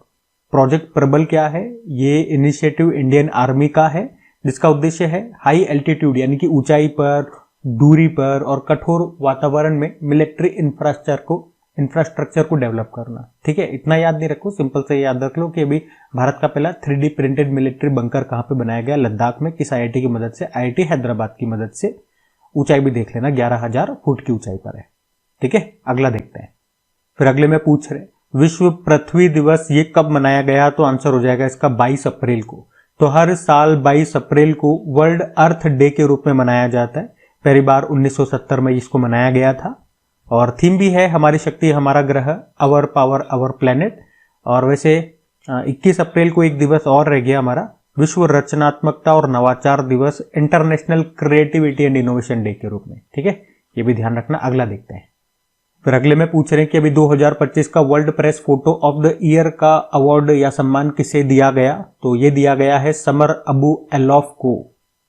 तो ये जो समर अबू एलॉफ है ये एक फिलिस्तीनी फोटोग्राफर है और अभी उन्हीं को world press photo of the year 2025 का सम्मान दिया गया। तो एक्चुअली में उन्हें, ये पिछले साल की बात है, पिछला साल मार्च का महीना था, तो जो गाजा शहर है, जब युद्ध चल रहा था, गाजा शहर में इजराइल हमला कर रहा था, तो उसी हमले के दौरान एक बच्चा है जिसने अपने दोनों हाथ खो दिए थे। तो उस बच्चे की इन्होंने जो फोटो खींची थी, गाजा बच्चे की वो फोटो खींची थी जिसमें उस बच्चे के दोनों हाथ नहीं थे। तो उसी फोटो के लिए इनको ये अवार्ड दिया गया है। क्या नाम है? ये नाम याद रखना, समर अबू एलॉफ। वो फोटो भी मैं यहाँ पे शो कर रहा हूँ। और इसमें पुरस्कार राशि के रूप में कितने रुपए मिलते हैं? 10,000 यूरो मिलते हैं। कहाँ पे दिया गया ये सम्मान अगर बात करोगे तो कतर के दोहा में दिया गया। इस बार ये इसका 68 नंबर का एडिशन था। और ये देता कौन है पुरस्कार, अगर ये आप पूछोगे तो ये पुरस्कार हर साल एक डच फाउंडेशन है, वर्ल्ड प्रेस फोटो, उसके द्वारा दिया जाता है। ठीक है, इतना सा ध्यान रखना। अगला देखते हैं। फिर अगला प्रश्न अच्छा है, और ये प्रश्न अच्छा है और बहुत सारे स्टूडेंट्स ने इस प्रश्न के बारे में मुझे कमेंट किया था कि आपने जिस तरह से समझाया है उस तरह से कहीं और भी जगह वो देखते हैं तो वैसा नहीं समझाया गया, कुछ भी समझा दिया और जगह कुछ भी बोल दिया और आगे बढ़ गए। लेकिन जब मैंने आपको डेली करंट अफेयर्स में ये प्रश्न समझाया था तो इसको अच्छे से समझाया था, सीधी और सरल भाषा में, और वो बिल्कुल करेक्ट एक्सप्लेनेशन था। बाकी जगह सिर्फ घास काटी गई, ऐसा स्टूडेंट्स का कहना था। तो मुझे भी अच्छा लगा, ऑब्वियसली बात है भाई, अपने यहाँ सही एक्सप्लेनेशन मिला और आपको अच्छा लगा। तो एक बार देखें क्या है प्रश्न, कि अर्थव्यवस्था को बढ़ावा देने के लिए भी हरित क्रिप्टो करेंसी अपनाने की घोषणा भी किसने की है? ग्रीन क्रिप्टो करेंसी, बस यही शब्द है, इसको आपको समझना है। इसका तो उत्तर आप सबने देख लिया, इसका आंसर होगा भूटान। ये तो सब जगह बता दिया गया, लेकिन इसका एक्सप्लेनेशन सब जगह सही से नहीं मिल पाया। तो क्या है, बिल्कुल शॉर्ट में और बिल्कुल सिंपल शब्दों में आपको बताऊंगा। क्रिप्टो करेंसी तो आप सभी लोग अवगत होंगे, सबको पता है क्रिप्टो करेंसी क्या होता है। एक तरह की डिजिटल करेंसी होती है, वर्चुअल करेंसी, जो कि कंप्यूटर में रहती है। कंप्यूटर में एक दूसरे को आप ट्रांसफर कर सकते हो, इसको कंप्यूटर में ही अवेलेबल रहती है। ये तो हो गया क्रिप्टो करेंसी। और एक और पॉइंट ध्यान रख लेना, ये किस सिद्धांत पर काम करती है? तो ब्लॉक चेन टेक्नोलॉजी के प्रिंसिपल पर ये काम करती है। इसका एक अच्छा सा एग्जांपल और लिख लेते हैं हम, जैसे कि बिटकॉइन, सभी लोगों ने नाम सुना होगा। क्रिप्टो करेंसी में बिटकॉइन सबसे महंगा होता है ये। अब क्रिप्टो करेंसी में ही एक और शब्द आता है माइनिंग करके, ठीक है। माइनिंग, अगर क्रिप्टो करेंसी के बारे में आप में से कोई थोड़ा सा डीप में अगर जाएंगे तो माइनिंग शब्द आपने जरूर सुना होगा। माइन करते हैं करेंसी को, टोकन को, कह सकते हो एक तरह की प्रक्रिया होती है जिसके द्वारा आप क्रिप्टो करेंसी बनाते हो, या इसे कह दे एक तरह की ये डिजिटल खुदाई हो गई, जिसमें क्या होता है जटिल गणितीय समस्याओं को हल करके एक डिजिटल सिक्के या टोकन बनाए जाते हैं। और इसके लिए बड़े लेवल पे आप कह सकते हो कंप्यूटर्स या सुपर कंप्यूटर्स का इस्तेमाल होता है। जो हमारे लैपटॉप्स होते हैं, कंप्यूटर्स होते हैं, उससे भी आप ये माइनिंग कर सकते हो, क्रिप्टो करेंसी जनरेट कर सकते हो, लेकिन बहुत कम लेवल पे बनेंगे और उसके अलावा 24 घंटे इन्हें चला रहना पड़ेगा, वर्क करता रहना पड़ेगा। तो ये तो हमें समझ में आ गया कि क्रिप्टो करेंसी कैसे बन रही है। अब ये जो कंप्यूटर्स रन हो रहे हैं, इनको रन करने के लिए बिजली की आवश्यकता है, ऊर्जा चाहिए। अगर वो बिजली रिन्यूएबल एनर्जी से आ रही है, जैसे कि सोलर एनर्जी से, विंड एनर्जी से, हाइड्रो एनर्जी, अक्षय ऊर्जा से वो बिजली बन रही है, तो ऐसी क्रिप्टो करेंसी को, या आउटपुट में क्रिप्टो करेंसी बना रहे हैं और लेके आ रहे हैं रिन्यूएबल एनर्जी, ठीक है, या ग्रीन एनर्जी में बोल दूं, तो ऐसी क्रिप्टो करेंसी को हम क्या कहेंगे, ग्रीन क्रिप्टो करेंसी कहेंगे। यही इसका अर्थ हो गया, ठीक है। अब आपको समझ में आ गया। तो बस इतना सा ये शब्द था जो कि बहुत सी जगह इसको समझा भी नहीं पा रहे, लेकिन ताज्जुब की बात यह है फिर भी उनके लाखों में, हजारों में सब्सक्राइबर्स होते हैं, बच्चे जुड़े हुए हैं। नसीब नसीब की बात है जी। हम अगला प्रश्न देखते हैं। अच्छा, भूटान की बात हुई थी, एक बार भूटान को देख लो। ये हमारा प्यारा भारत और हमारे साइड में बाजुओं के ऊपर ये भूटान है। थिम्पू इसकी कैपिटल हो गई, करेंसी इंडियन रुपया हो गया। एनगल्ट्रम इसकी करेंसी होती है। शेरिंग टॉप के प्रधानमंत्री है, किंग है जिग्मे खेसर नामग्याल वांगचुक। फिर अगला देखो कि अभी दुनिया का सबसे ऊंचा पुल किस देश ने बनाया है, तो इसको बनाया है चाइना ने। ये दुनिया का सबसे ऊंचा पुल है जो कि चीन में बना है। इसका नाम है हुआजियांग वार्ड कैनियन ब्रिज। कहां पर है? गुइजाओ प्रोविंस में ये बना है और ये एक तरह का रोड ब्रिज है। इसकी ऊंचाई की बात करेंगे, सबसे ऊंचा है तो ऊंचाई पता हो, 625 मीटर ये ऊंचा है। फुट में देखोगे तो 2051 फुट ऊंचा है। एफिल टावर जो है, जिसे आप सभी लोग जानते हो, लगभग वो 330 मीटर ऊंचा है। ये उससे भी 200 मीटर और अधिक ऊंचा है, ठीक है। तो ये तो चाइना ने बनाया है। भारत का भी एक याद है आपको, भारत भी जो एक हमारा चेनाब रेल ब्रिज बन रहा है, उसकी भी एक खास बात है कि वो भारत का सबसे ऊंचा पुल है। भारत का ही नहीं, आप कहोगे ये दुनिया का सबसे ऊंचा रेल ब्रिज है, जो जम्मू कश्मीर में चेनाब रेल पुल है। और कितना ऊंचा है? 359 मीटर ऊंचा है, 1178 फुट की ऊंचाई पर है। ये भी ध्यान रखना। अगला देखते हैं। फिर अगले में पूछ रहे अभी महिला संवाद अभियान किस राज्य ने शुरू किया है, तो सही उत्तर हो जाएगा बिहार ने। तो बिहार के मुख्यमंत्री कौन है? नीतीश कुमार। उन्होंने ही बिहार में महिला संवाद अभियान को शुरू किया है, जिसका उद्देश्य क्या है? महिलाओं को गवर्नमेंट स्कीम से जोड़ना, उनकी आवाज को गवर्नमेंट तक पहुंचाना। इसमें महिलाओं को वेलफेयर स्कीम्स जैसे कि हेल्थ, एजुकेशन, लाइवलीहुड, प्रोटेक्शन की जो भी जानकारियां हैं वो महिलाओं को दी जाएगी। तो याद रखेंगे, महिला संवाद अभियान अभी बिहार में शुरू किया गया। अगला देखते हैं। फिर अगले में पूछ रहे हैं कि गरिया पूजा फेस्टिवल, गरिया पूजा ये कहाँ पे उत्सव मनाया जाता है, तो आपको याद है त्रिपुरा में ये मनाया जाता है। ये आपको याद रखना है, एग्जाम में भी ये प्रश्न आ चुका है तो इंपॉर्टेंट रहेगा। इसमें पशुधन और धन के देवता कहे जाने वाले भगवान गरिया की पूजा होती है, उनको ये समर्पित होता है। तो गरिया पूजा त्रिपुरा। अगला देखते हैं। जैसे रुको एक सेकेंड, एक तो ये गरिया पूजा हो गया और इसी तरह से एक केर पूजा फेस्टिवल होता है और एक खारची पूजा फेस्टिवल। तो ये दो तीनों एक साथ याद रखो, गरिया पूजा, केर पूजा, खारची पूजा कहाँ का? त्रिपुरा का है, ठीक है। अब देखते हैं अगला। फिर अगले में पूछ रहे हैं, अभी चर्चा में रहा था बाबा बौखनाग सुरंग कहां पर है, तो इसका तो सही उत्तर हो जाएगा उत्तराखंड में। अब ये चर्चा में क्यों थी? एक्चुअली में नाम बदला गया है। उत्तराखंड में एक सुरंग है जिसका नाम है सिलक्यार सुरंग। ये 4.5 किलोमीटर लंबी डबल लेन सुरंग है और इसके पूरा होने से गंगोत्री और यमुनोत्री के बीच की जो 31.5 किलोमीटर की जो यात्रा है, वो दूरी है, वो कम हो जाएगी, जिससे दोनों पवित्र स्थानों के बीच का संपर्क बढ़ेगा। और एक्चुअली में इसी सुरंग के पास में एक मंदिर है, बाबा बौखनाग का मंदिर है, तो उन्हीं के नाम पे अभी इसका नाम बदल करके रख दिया गया है, बाबा बौखनाग सुरंग। और ये ऐसा क्यों हुआ? ये बात है 2023 की, नवंबर के समय, दीपावली का समय था। सुरंग का एक हिस्सा ढह गया था, जिसमें काफी सारे मजदूर, लगभग 41 मजदूर थे, वो फंसे रहे थे। 17 दिनों के बाद जाकर के उनको निकाला था, ठीक है। अगला प्रश्न देखते हैं। फिर देखो अगले में क्या पूछ रहे हैं कि दुनिया का पहला पूरी तरह से नवीकरणीय ऊर्जा से चलने वाला शहर कौन सा होगा। तो सही उत्तर हो जाएगा अमरावती। ये अमरावती कौन सा वाला है, ध्यान रखना, ये आंध्र प्रदेश वाला है जो उसकी कैपिटल है अमरावती। तो पूरी तरह से नवीकरणीय ऊर्जा से चलने वाला ये दुनिया का पहला शहर होगा। मतलब इसमें जो भी बिजली का इस्तेमाल होगा, बल्ब जलाओ, लाइट जलाओ, एसी जलाओ, जो भी बिजली का इस्तेमाल होगा वो बिजली रिन्यूएबल एनर्जी से बनेगी। ठीक है, तो यही इसका मतलब है। और ऐसा करने वाला ये, अगर ऐसा इसने कर लिया तो ऐसा करने वाला ये दुनिया का पहला शहर होगा। अभी नहीं किया है, उसी पे परियोजनाएं चल रही है, काम चल रहा है। अगर ऐसा कर लेता है तो दुनिया का पहला शहर होगा कौन सा, अमरावती। और किस किस से बिजली बनेगी वो भी इन्होंने बताया है।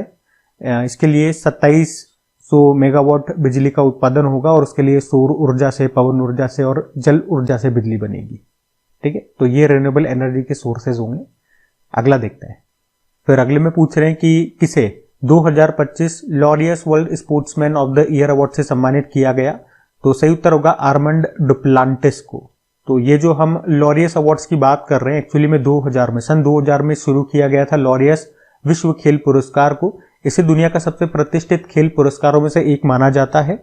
और अभी 2025 का लॉरियस वर्ल्ड स्पोर्ट्समैन का जो अवार्ड है वो आर्मंड डुप्लांटिस को दिया गया। वे स्वीडन के पॉल वॉल्टर हैं। पॉल वॉल्टर एक खेल होता है, कई बार आपने देखा होगा, एक डंडा लेके व्यक्ति भागता है और आगे ऐसे लगा हुआ होता है, उसको रख के उछालता है उधर। तो स्पेन के हैं Armand Duplantis, sportsman of the year. और स्पोर्ट्स वुमेन में किसे चुना गया, वुमेन में सिमोन बाइल्स को। ये अमेरिका की जिम्नास्ट हैं, ध्यान में रखना। और चौथी बार इनको ये अवार्ड मिल रहा है, तो इसलिए भी नाम इंपॉर्टेंट हो जाता है। और world team of the year, team of the year किसे चुना गया, तो रियल मैड्रिड को, जो कि स्पेन की फुटबॉल टीम है। बाकी जो 3 तरह के तो मैंने आपको बता दिए। एक ये भी देख लेना, sporting icon award Rafael Nadal को मिला है, टेनिस प्लेयर हैं, स्पेन के हैं। बाकी और भी सारे अवार्ड्स हैं, लेकिन जो इंपॉर्टेंट लगे मुझे मैंने आपको बता दिया, team of the year, sportsman, sports women. ठीक है, अगला देखते हैं। फिर अगले में पूछ रहे हैं कि अभी यूनेस्को ने माउंट पैक्टू को 16 नए ग्लोबल जियो पार्क्स की अपनी सूची में शामिल कर लिया है। माउंट पैक्टू का संबंध किससे है, कहाँ का है ये, तो इसका तो सही उत्तर हो जाएगा नॉर्थ कोरिया। एक्चुअली में अभी यूनेस्को ने अपने ग्लोबल जियो पार्क्स नेटवर्क की जो इसकी सूची आती है उसमें 11 देशों के अभी 16 नए ग्लोबल जियो पार्क्स को शामिल किया है। तो यही लाइन हमारे लिए इंपॉर्टेंट रहेगी, क्योंकि 16 जो अलग अलग, क्योंकि भारत का तो कोई भी नहीं है तो हमें वो स्थान याद रखने की जरूरत नहीं है। लेकिन एक तो हमने ये देख ही लिया क्वेश्चन के माध्यम से, माउंट पैक्टू ये एक तरह का ज्वालामुखी है जो आपको नॉर्थ कोरिया में मिलेगा। अच्छा, इसमें एक पॉइंट आप ये जरूर याद रख लेना कि इस लिस्ट में अभी नॉर्थ कोरिया और सऊदी अरब को पहली बार शामिल किया गया। मतलब इनका कोई स्थान है जिसे पहली बार अभी इसमें शामिल किया गया। एक तो नॉर्थ कोरिया का यही हो गया माउंट पैक्टू, जो कि एक तरह का ज्वालामुखी है। और सऊदी अरब का क्या है, सऊदी अरब की एक घाटी है ओबिदन घाटी, इसको भी इसमें शामिल किया गया। और हमारा जो पड़ोसी देश है चाइना, उसका भी एक ज्वालामुखी है जिसका नाम है कंबुला ज्वालामुखी, उसको भी इसमें शामिल किया गया। इस तरह से टोटल 11 देशों के 16 ग्लोबल जियो पार्क्स को इसमें शामिल किया गया। अब इनको शामिल करने के बाद अगर हम देखेंगे कि इस लिस्ट में अब कितने हो चुके हैं, तो 50 देशों के 229 स्थलों को अभी तक इसमें शामिल किया जा चुका है। और मैं आपको बता दूं कि भारत से अभी तक कोई भी ऐसा स्थल नहीं है जिसे यूनेस्को की इस ग्लोबल जियो पार्क्स की सूची में शामिल किया गया हो। ये आप नोट कर सकते हो पॉइंट। ठीक है, भारत का कोई भी नहीं है, ध्यान रखना ये। अगला देखते हैं। फिर अगले में पूछ रहे हैं कि अभी भारत का सबसे बड़ा अंतरराष्ट्रीय क्रूज टर्मिनल ये कहां पर लॉन्च किया गया, तो आंसर हो जाएगा मुंबई में। हमारे जो शिपिंग मंत्री है कौन, सर्बानंद सोनोवाल, अभी उन्होंने ही मुंबई में एक क्रूज जहाज को हरी झंडी दिखा करके ये भारत का सबसे बड़ा अंतरराष्ट्रीय cruise terminal, Mumbai cruise terminal को अभी शुरू किया, लॉन्च किया, उसका उद्घाटन किया। और मतलब ये जो मुंबई क्रूज टर्मिनल है ये इतना बड़ा है कि हर दिन 10,000 यात्रियों को संभाल सकता है और हर दिन 5 जहाजों को ये संभाल सकता है। और इसे भारत सरकार के क्रूज भारत मिशन के तहत बनाया गया। एक प्रश्न अब आपके मन में आ सकता है, ये एग्जामिनर पूछ सकता है कि क्रूज भारत मिशन कब शुरू किया गया था। इसे भारत सरकार ने 30 सितंबर 2024 को शुरू किया था। इसे मुंबई बंदरगाह पर शुरू किया गया था। हमारे जो शिपिंग मंत्री हैं सर्बानंद सोनोवाल जी ही, इन्होंने ही एक क्रूज शिप है या क्रूज जहाज है जिसका नाम था एक्सप्रेस, उसी पर सवार होकर के इस क्रूज भारत मिशन को शुरू किया था। ठीक है, तो ध्यान रखना ये। अगला देखते हैं। फिर अगले में पूछ रहे हैं कि सर्बिया के प्रधानमंत्री अभी किसे नियुक्त किया गया है, तो आंसर होगा ड्यूरो मैकुट बन गए हैं सर्बिया के प्रधानमंत्री। और इसकी कैपिटल की अगर बात करेंगे तो वो बेलग्रेड होती है, करेंसी है सर्बियन दिनार, और प्रधानमंत्री ड्यूरो बन गए। अगला देखते हैं। अगले में पूछ रहे हैं विश्व पुस्तक और कॉपीराइट दिवस ये कब मनाया गया, 23 अप्रैल को मनाया जाता है ये। थीम याद रख लो, the role of literature in achieving the sustainable development goals. एक पॉइंट ये जरूर याद रखना, 2025 के लिए अभी यूनेस्को ने रियो डी जेनेरियो ब्राजील को विश्व पुस्तक राजधानी के रूप में चुना है। ठीक है, ये जरूर से याद रखना। अगला देखते हैं। फिर अगले में पूछ रहे हैं कि पंचायती राज दिवस कब मनाया जाता है, तो ये 24 अप्रैल को मनाया जाता है। अच्छा, 24 अप्रैल को ही क्यों मनाते हैं, ये भी एक अच्छा प्रश्न है। क्योंकि जो 73वां संविधान संशोधन है वो पारित हुआ था 24 अप्रैल 1993 में, और इसके द्वारा ही पंचायती राज को संविधान के भाग 9 और 11वीं अनुसूची में शामिल किया गया था। इसीलिए 24 अप्रैल को हम ये पंचायती राज दिवस के रूप में मनाते हैं, ये आपको ध्यान रखना है। ठीक है, अगला देखते हैं। फिर अगला भी अच्छा प्रश्न है कि दुनिया का पहला थोरियम मोल्टन सॉल्ट परमाणु रिएक्टर, न्यूक्लियर रिएक्टर अभी किसने शुरू किया, इसको चाइना ने शुरू किया है। तो चाइना ने ही अभी ये दुनिया का पहला थोरियम मोल्टन सॉल्ट परमाणु रिएक्टर को शुरू किया। इसकी कैपेसिटी अभी शुरुआत में 2 मेगावाट है। अभी गोबी रेगिस्तान में जो गांसू प्रांत है वहां पे इसको शुरू किया गया। गोबी रेगिस्तान याद रखना। थोरियम मोल्टन सॉल्ट परमाणु रिएक्टर का मतलब क्या होता है, इसमें रिएक्टर को ठंडा करने के लिए पानी की जगह हम तरल नमक मोल्टन साल्ट का यूज कर रहे हैं। थोरियम तो एक रेडियो एक्टिव एलिमेंट है, आप जानते ही हो। जो भारत में सबसे ज्यादा मिलेगा आपको केरल में, जो मोनोजाइट मृदा है उसमें 8 से 10% ये थोरियम पाया जाता है। ठीक है, अगला देखते हैं। फिर अगले में पूछ रहे हैं अभी जम्मू कश्मीर के पहलगाम में जो आतंकी हमला हुआ था, आपने देखा अभी 22 अप्रैल 2025 को जम्मू कश्मीर में जो पर्यटकों पर या आम जनता पर जो हमला किया गया, लगभग 27-28 हमारी जो जनता है वो मार दी गई, जिसमें लगभग 27-28 जो आम लोग थे उनको मार दिया गया आतंकियों के द्वारा। तो उसके बाद हमारी सेना ने एक ऑपरेशन शुरू किया था, ऑपरेशन टिक्का। ये एक तरह का उच्च स्तरीय आतंकवाद विरोधी अभ्यास था। उद्देश्य था हमलावरों को बेअसर करना और घुसपैठ के मार्ग का पता लगाना, और इसी ऑपरेशन के चलते 2 आतंकवादी जो घुसपैठ कर रहे थे उनको मार दिया गया, ठिकाने लगा दिया गया। इसके अलावा भी भारत सरकार ने पाकिस्तान के खिलाफ कुछ निर्णय लिए थे इस समय। वो 5 निर्णय थे जो इंपॉर्टेंट थे। अटारी चेक पोस्ट को बंद कर दिया था। 1960 का जो सिंधु जल समझौता था उसको सस्पेंड कर दिया, स्थगित कर दिया था। एक सार्क वीजा जो छूट योजना दे रखी थी, तो उसके तहत पाकिस्तानी लोग भारत में अब नहीं आ सकते थे, और जो आए हुए हैं उनको भगा दिया गया। और उसके अलावा नई दिल्ली में जो पाकिस्तानी उच्चायोग है, हाई कमीशन है, उसमें तैनात सभी पाकिस्तानी सैन्य सलाहकारों को निष्कासित कर दिया गया। साथ में भारत ने यह भी कहा कि इस्लामाबाद में भी जो भारतीय उच्चायोग है वहां से भी हम अपने सैन्य सलाहकारों को वापस बुला रहे हैं।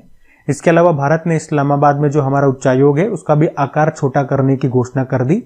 कुल राजनयिक जो कर्मचारी हैं अब 55 से घट के 30 हो जाएंगे। इससे इफेक्ट क्या होगा, जो बातचीत के जो दायरे हैं वो और ज्यादा सीमित हो जाएंगे। जब लोग ही कम बचेंगे तो ऑब्वियसली बात है बातचीत कम होगी। ठीक है, तो ये 5 फैसले लिए थे भारत सरकार ने पाकिस्तान के खिलाफ। ठीक है, अगला देखते हैं। ये ऑपरेशन टिक्का याद रखना। अगला देखते हैं। अगला प्रश्न भी थोड़ा सा ध्यान रखना, डेटा वाला प्रश्न है कि आरबीआई ने किस उम्र के नाबालिगों को स्वतंत्र रूप से बचत खाते यानी कि सेविंग अकाउंट और एफडी खोलने और उसे ऑपरेट करने की अनुमति दे दी है।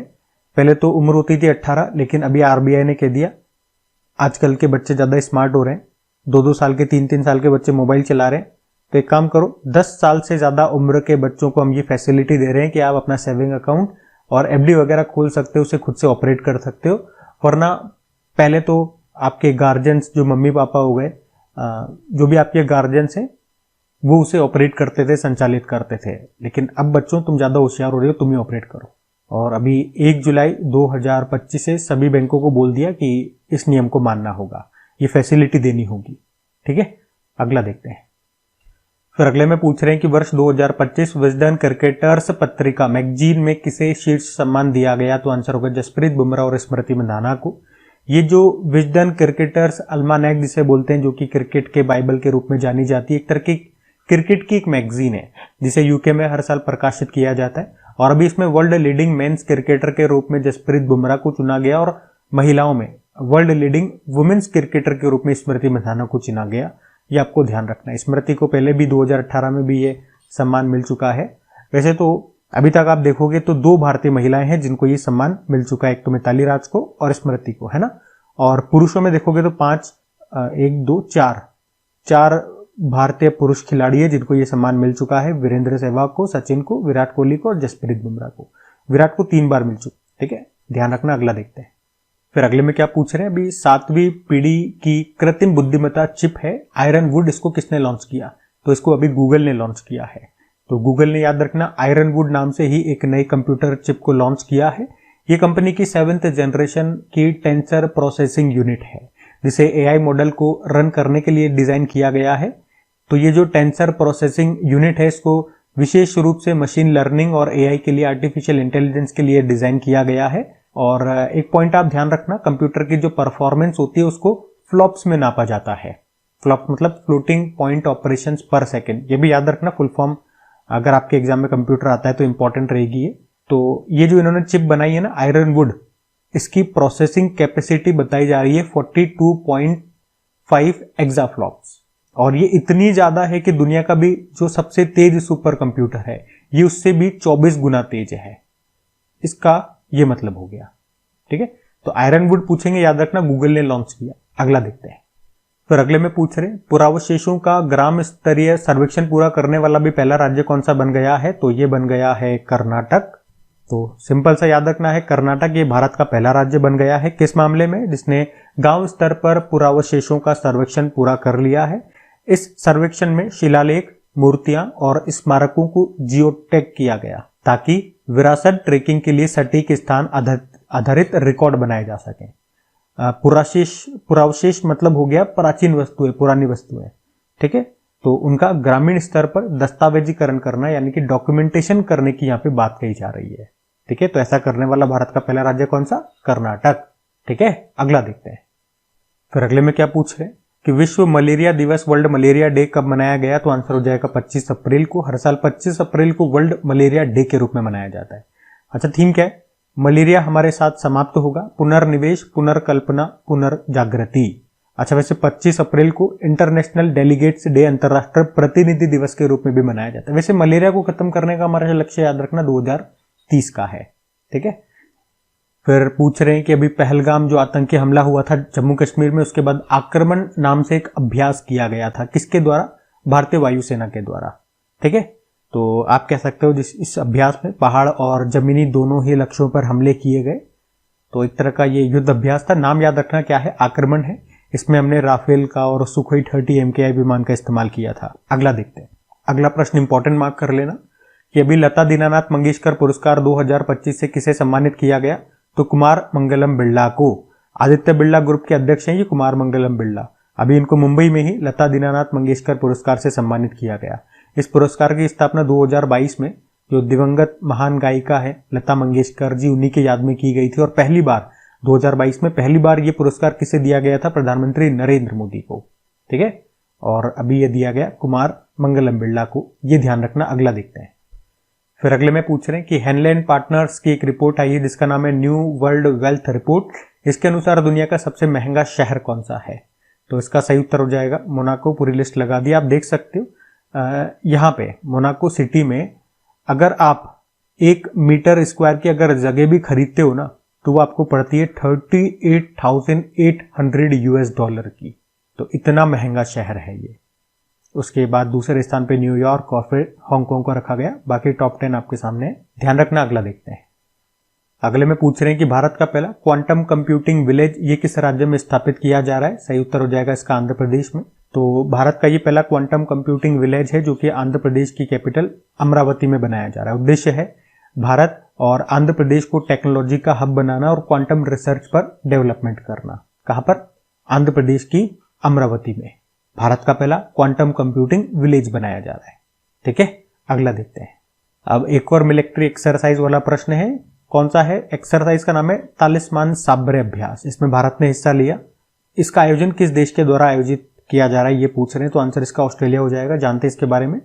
एक्सरसाइज का नाम देखेंगे तालिस्मान साब्रे अभ्यास है ऑस्ट्रेलिया इसका आयोजन कर रहा है, 11वां एडिशन है। कहाँ पर हो रहा है इस बार? ऑस्ट्रेलिया और पापुआ न्यू गिनी में हो रहा है। कई सारे देश हिस्सा ले रहे हैं, बहुपक्षीय अभ्यास है। और जैसे कि क्वाड देश हो गया, Bharat Japan US Australia quad के मेंबर है, तो भारत भी आ गया इसके अंदर, भारत भी हिस्सा ले रहा है। इसके अलावा टोटल और भी देखोगे तो 11 देश इसमें शामिल हैं।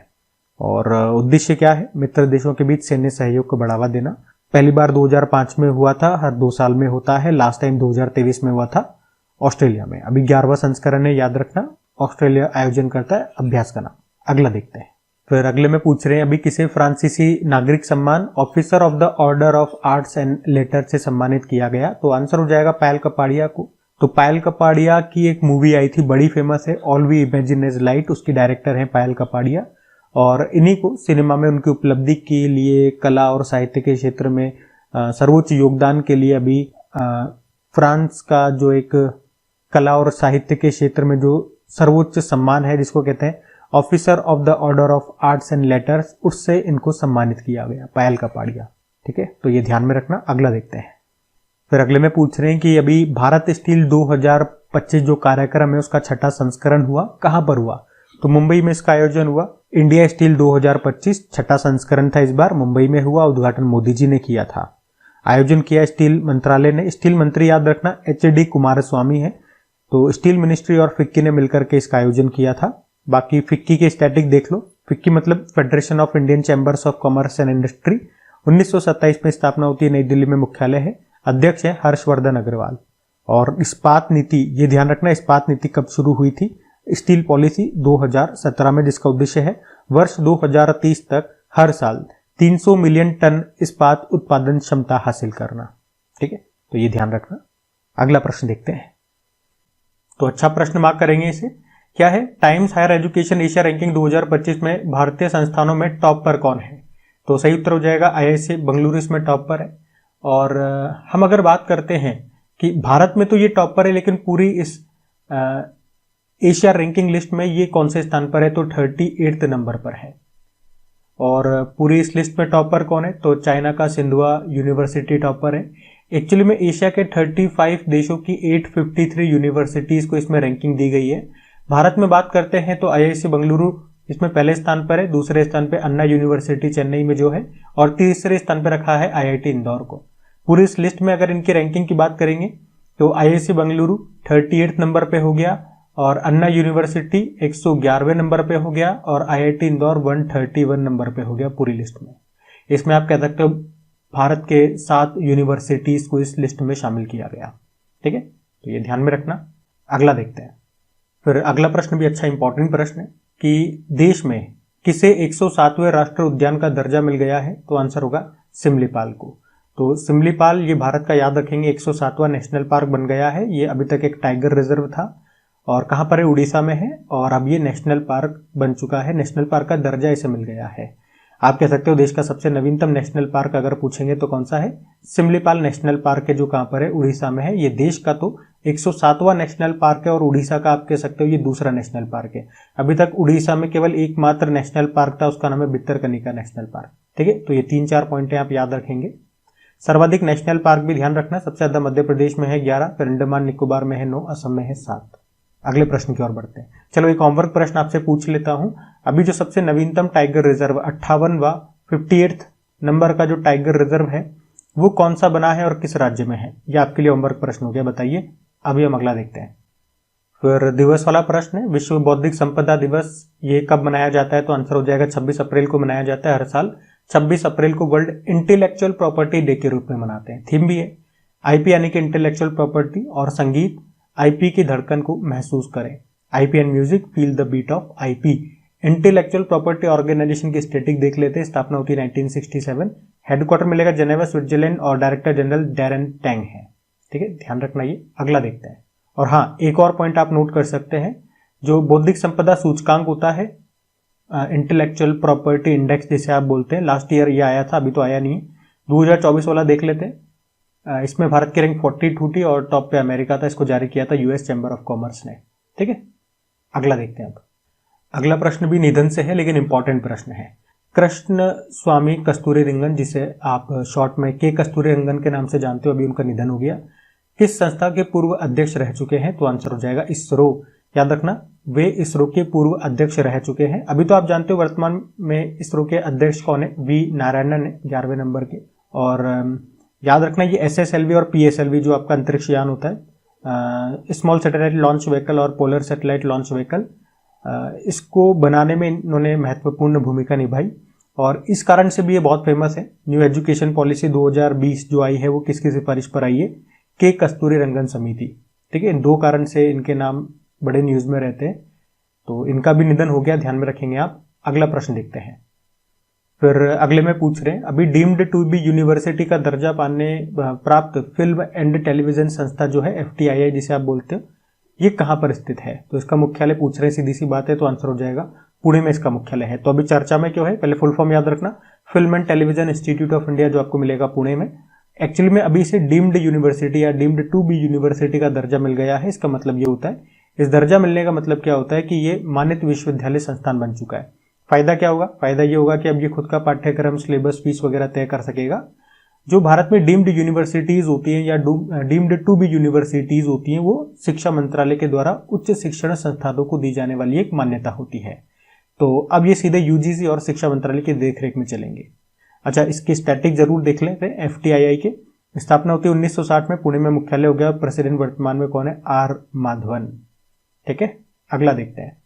फिर अगले में पूछ रहे हैं, विश्व टीकाकरण सप्ताह 2025 ये कब से कब तक मनाया गया? तो आंसर हो जाएगा ये 24 से लेके 30 अप्रैल तक मनाया गया। 24 से लेके 30 अप्रैल तक हर साल इसी समय हम ये विश्व टीकाकरण सप्ताह, वर्ल्ड इम्यूनाइजेशन वीक के रूप में मनाते हैं। थीम याद रख लेना, सभी के लिए टीकाकरण मानवीय रूप से संभव है, immunization for all is humanly possible. ठीक है, तो ये ध्यान में रखना। एक टीकाकरण दिवस जरूर ध्यान रख लेना, राष्ट्रीय टीकाकरण दिवस वो 16 मार्च को होता है। ठीक है, अगला देखते हैं। बाकी अगर बात करते हैं अगले में कि ड्रीम टेक्नोलॉजी ने अभी किसे अपना ब्रांड एम्बेसडर बनाया, तो आंसर हो जाएगा कृति सेनन। ये ड्रीम टेक्नोलॉजी जो है ये घरेलू और व्यक्तिगत उपकरण बनाने वाली एक चाइना की कंपनी है और अभी इसने पहली बार किसी भारतीय को अपना ब्रांड एम्बेसडर बनाया है। वो है कौन, एक्ट्रेस कृति सेनन। ठीक है, अगला देखते हैं।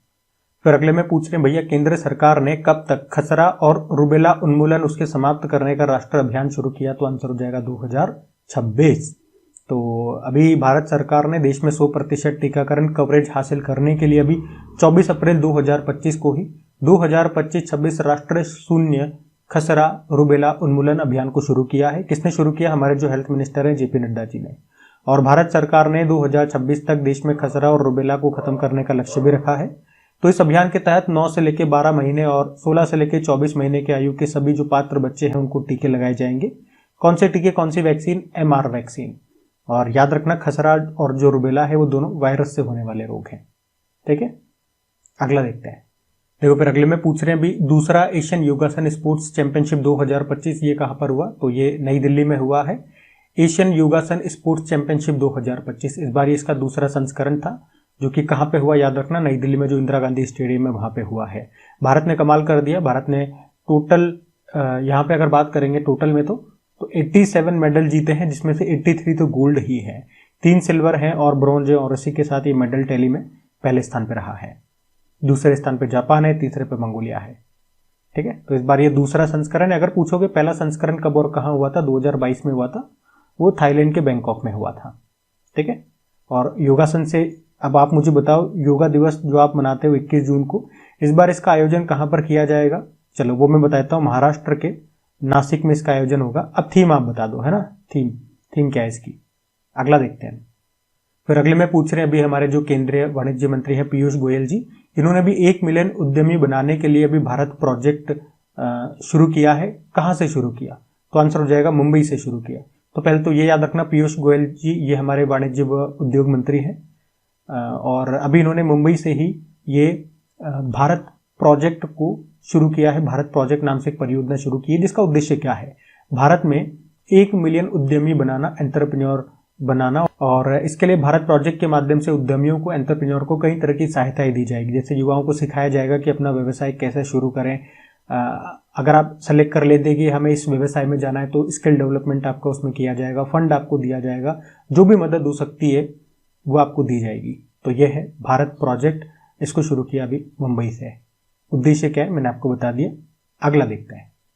फिर अगले में पूछ रहे हैं, अभी दक्षिण भारत की पहली वातानुकूलित EMU ट्रेन सेवा ये कहाँ पर अभी शुरू हुई, लॉन्च हुई है? तो आंसर हो जाएगा इसका चेन्नई में।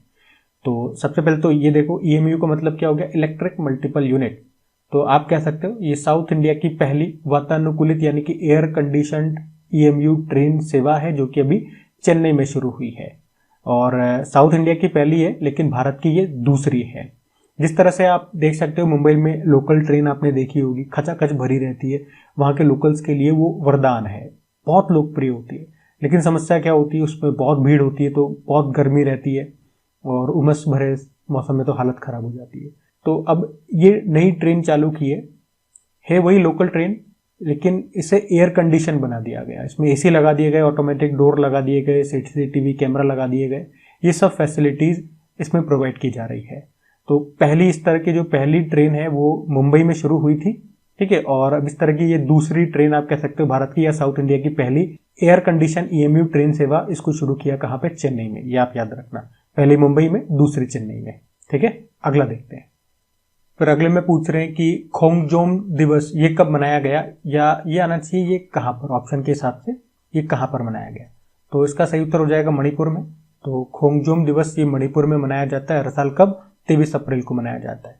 क्यों? क्योंकि 23 अप्रैल 1891 को आंग्ल मणिपुरी युद्ध में शहीद हुए मणिपुरी नायकों की याद में ये मनाया जाता है। इस युद्ध में मणिपुरी सेना ने अंग्रेजों के खिलाफ अपनी मातृभूमि की रक्षा के लिए संघर्ष किया था। तो खोंगजोम दिवस याद रखना, इसका संबंध है मणिपुर से। कब? 23 अप्रैल को, ठीक है। अगला देखते हैं। फिर अगले में पूछ रहे हैं कि एशिया में लेवल 5 कार्बन मान्यता पाने वाला पहला एयरपोर्ट कौन सा बन गया है? पहला बन गया है तो इंपॉर्टेंट रहेगा, आंसर हो जाएगा बंगलुरु। आपको पता है बेंगलुरु में जो केम्पेगौड़ा इंटरनेशनल एयरपोर्ट है वो भी एशिया में लेवल 5 कार्बन मान्यता पाने वाला पहला एयरपोर्ट बन गया है। और इसने अभी ग्रीन हाउस गैसेज जो होती है, जो कि पृथ्वी पे तापमान बढ़ाने वाली गैसेज होती है, उनके उत्सर्जन को, उनके एमिशन को 95.6 परसेंटाइल तक कम कर दिया है। और इसी कारण से इसे ये लेवल 5 कार्बन मान्यता मिली है। किसने दी है? तो ACI यानी कि एयरपोर्ट काउंसिल इंटरनेशनल ने, ठीक है। तो ये ध्यान में रखेंगे। अगला देखते हैं। फिर अगले में पूछ रहे हैं कि वर्ल्ड बैंक ने एक रिपोर्ट जारी की है और उसके अनुसार भारत ने एक दशक में कितने लोगों को अत्यधिक गरीबी से बाहर निकाला है? तो आंसर होगा 171 मिलियन लोगों को। रिपोर्ट का नाम है brief on poverty and equity, जारी किया वर्ल्ड बैंक ने। क्या बताया इसमें, वो पॉइंट मैं आपको इंपॉर्टेंट बता देता हूँ। इसमें बताया कि 2011-12 से लेकर 2022-23 तक 10 सालों में भारत में 171 मिलियन लोग, या आप कह सकते हो 17.1 करोड़ लोग गरीबी से बाहर आ गए हैं। इसके अनुसार इन्होंने कहा कि 2011-12 में 16.2% लोग गरीब थे, लेकिन अब 2022-23 में मात्र केवल 2.3% लोग ही गरीब हैं। और साथ में इन्होंने कहा कि उत्तर प्रदेश, महाराष्ट्र, बिहार, पश्चिम बंगाल, मध्य प्रदेश में कुल गिरावट देखी गई है। कुल गिरावट, जितना भी मतलब लोग अब गरीब नहीं है, उसमें सबसे ज्यादा इन्हीं राज्यों से हैं। इन राज्यों का कुल गिरावट में 2/3 का योगदान रहा है। मतलब सबसे ज्यादा जो गिरावट आई है वो इन्हीं राज्यों में देखी गई है। मतलब अब ये लोग गरीब नहीं रहे। भगवान जाने क्या देख करके रिपोर्ट तैयार करते हैं। अगला देखते हैं। फिर देखो अगले में क्या पूछ रहे हैं। विश्व पशु चिकित्सा दिवस, वर्ल्ड वेटरनरी डे अंग्रेजी में बोलेंगे, ये कब मनाया गया? तो आंसर हो जाएगा 26 अप्रैल को। अब ये कोई फिक्स नहीं है, ये दिन आप कह सकते हो हर साल अप्रैल का जो लास्ट सैटरडे होता है, लास्ट शनिवार होता है, उस दिन को मनाया जाता है। तो इस बार ये 26 अप्रैल को मनाया गया। थीम क्या रही? Animal health takes a team, पशु स्वास्थ्य के लिए टीम की आवश्यकता है। और 26 अप्रैल को एक और इम्पोर्टेंट डे मनाते हैं, अंतर्राष्ट्रीय चेरनोबिल आपदा स्मरण दिवस, international Chernobyl disaster remembrance day. क्यों? क्योंकि जो चेरनोबिल न्यूक्लियर एनर्जी प्लांट था, जो पहले USSR में हुआ करता था, अभी तो ये आपको यूक्रेन में मिलेगा, यहीं पे एक घटना हुई थी। कब? 26 अप्रैल 1986 में एक हादसा हुआ था, एक घटना हुई थी जिससे रेडियो एक्टिव तत्व वातावरण में फैल गए थे। तो उसके पीड़ितों को याद करने और इसके परिणामों के बारे में जागरूकता बढ़ाने के लिए यह दिन मनाया जाता है। तो ये भी आप ध्यान रखिएगा, अच्छा प्रश्न है। अगला देखते हैं। पर अगले में पूछ रहे हैं भैया, एयर इंडिया एक्सप्रेस का नया चेयरमैन अभी किसे बनाया गया है? निपुण अग्रवाल को बनाया गया। इन्होंने किनका स्थान लिया? कैंपबेल विल्सन का स्थान लिया है। ये जो एयर इंडिया एक्सप्रेस है, याद रखना, ये टाटा कंपनी के ही पास है, इसका स्वामित्व टाटा कंपनी के पास है। और अभी इसके नए चेयरमैन बन गए हैं निपुण अग्रवाल।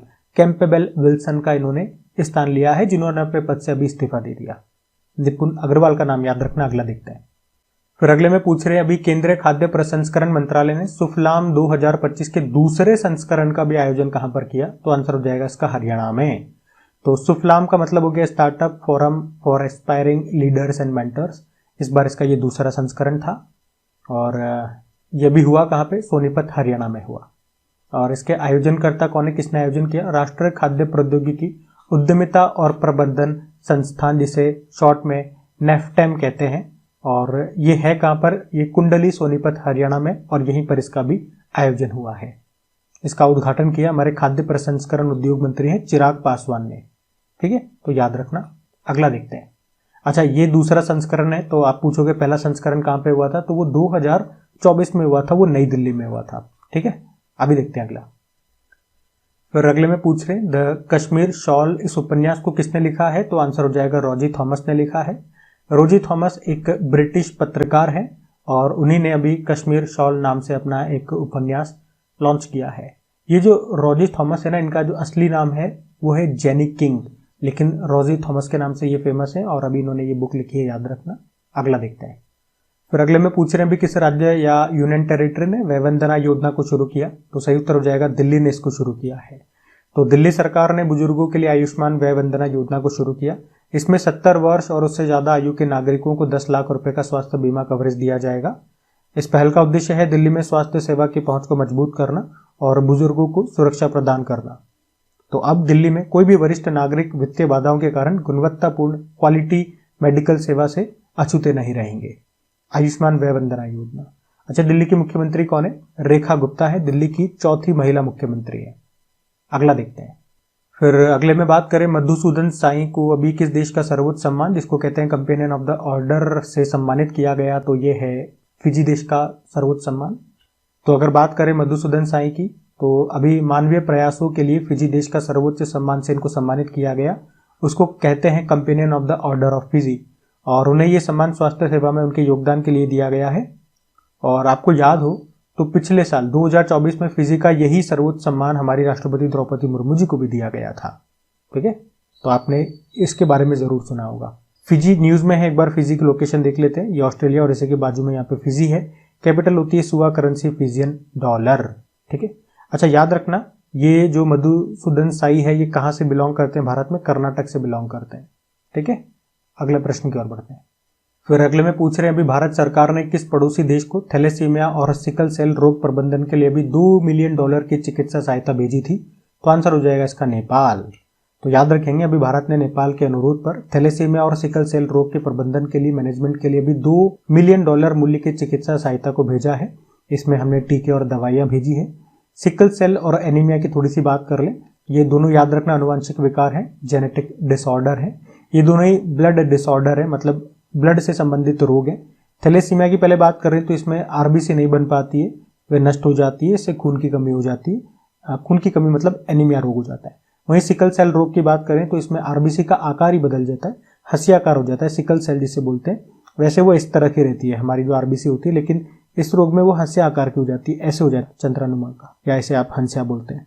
ठीक है, और ऐसा होने के कारण क्या होता है, इसके शेप में बदलाव होने के कारण क्या होता है, रक्त प्रवाह में रुकावट आती है।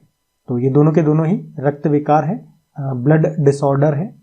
और इन दोनों के ऊपर दिवस भी हम मनाते हैं, विश्व सिकल सेल दिवस 19 जून को, और अभी थैलेसीमिया दिवस आपको याद होगा 8 मई को हम लोगों ने मनाया था।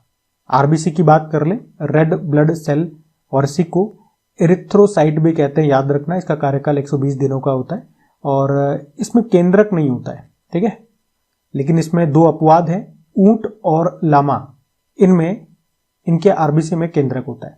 आरबीसी का कब्रिस्तान प्लीहा को कहते हैं, या इसी को प्लीन या स्प्लीन या तिल्ली कहते हैं। ठीक है, तो ये भी स्टैटिक है, इनको भी ध्यान रखना। अगला देखते हैं।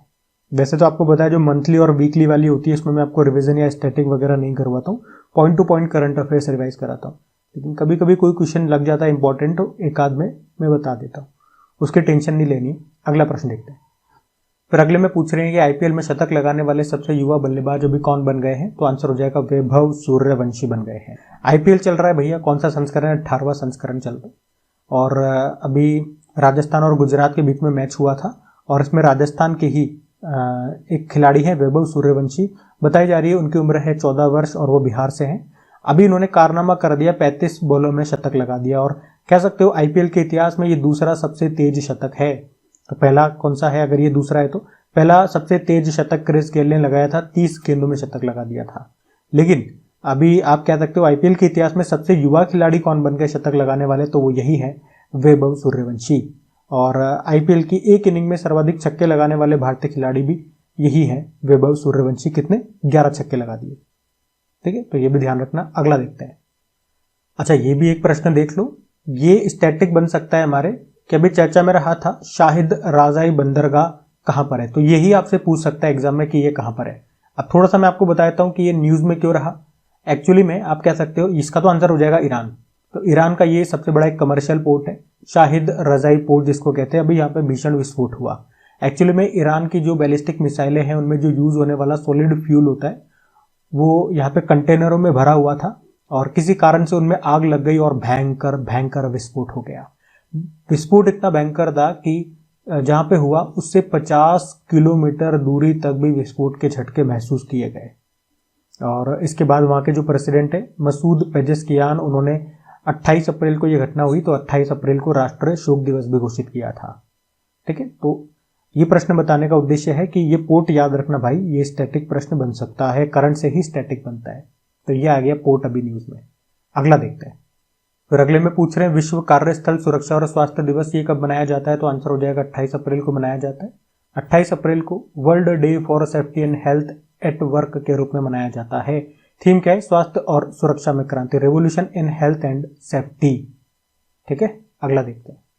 फिर अगले में पूछ रहे हैं अभी हाल ही में 9 चमकते हुए तारे के छल्ले से बनी दुर्लभ बुल्स आई गैलेक्सी की खोज हुई है। किसने की है, हबल स्पेस टेलीस्कोप ने। और वैसे इस गैलेक्सी का जो एक्चुअल में नाम है वो है LEDA 13-13-424 और ये हबल टेलीस्कोप याद रखना ये किसका है, नासा का है। और अभी इसी ने एक नई गैलेक्सी खोजी है, उसका नाम ये है। और ये 9 छल्ले वाली एक आकाशगंगा है। जैसे हमारी जो आकाशगंगा है उसे हम मिल्की वे कहते हैं, तो वो इस तरह से है कि उसमें आप देखोगे तो 9 छल्ले ऐसे बने हुए हैं। मैं आपको फोटो में भी दिखा रहा हूं, ये कुछ इस तरह से दिखती है जिसमें 9 रिंग हैं, आप देख सकते हो। और ये जो रिंग है ये तारों से भरे हुए हैं तभी ये चमक रहे हैं। और इसी कारण से इसका ऐसा शेप होने के कारण इसको कहा गया बुल्स आई गैलेक्सी। और हमारी जो आकाशगंगा है उसको हम क्या कहते हैं, मिल्की वे कहते हैं। ये मिल्की वे से भी 2.5 गुना बड़ी है। ठीक है, तो ये ध्यान रखना। अगला देखते हैं। फिर अगले में पूछ रहे हैं एक एप्लीकेशन जो भी चर्चा में रही थी, उस एप्लीकेशन का नाम है सचेत ऐप।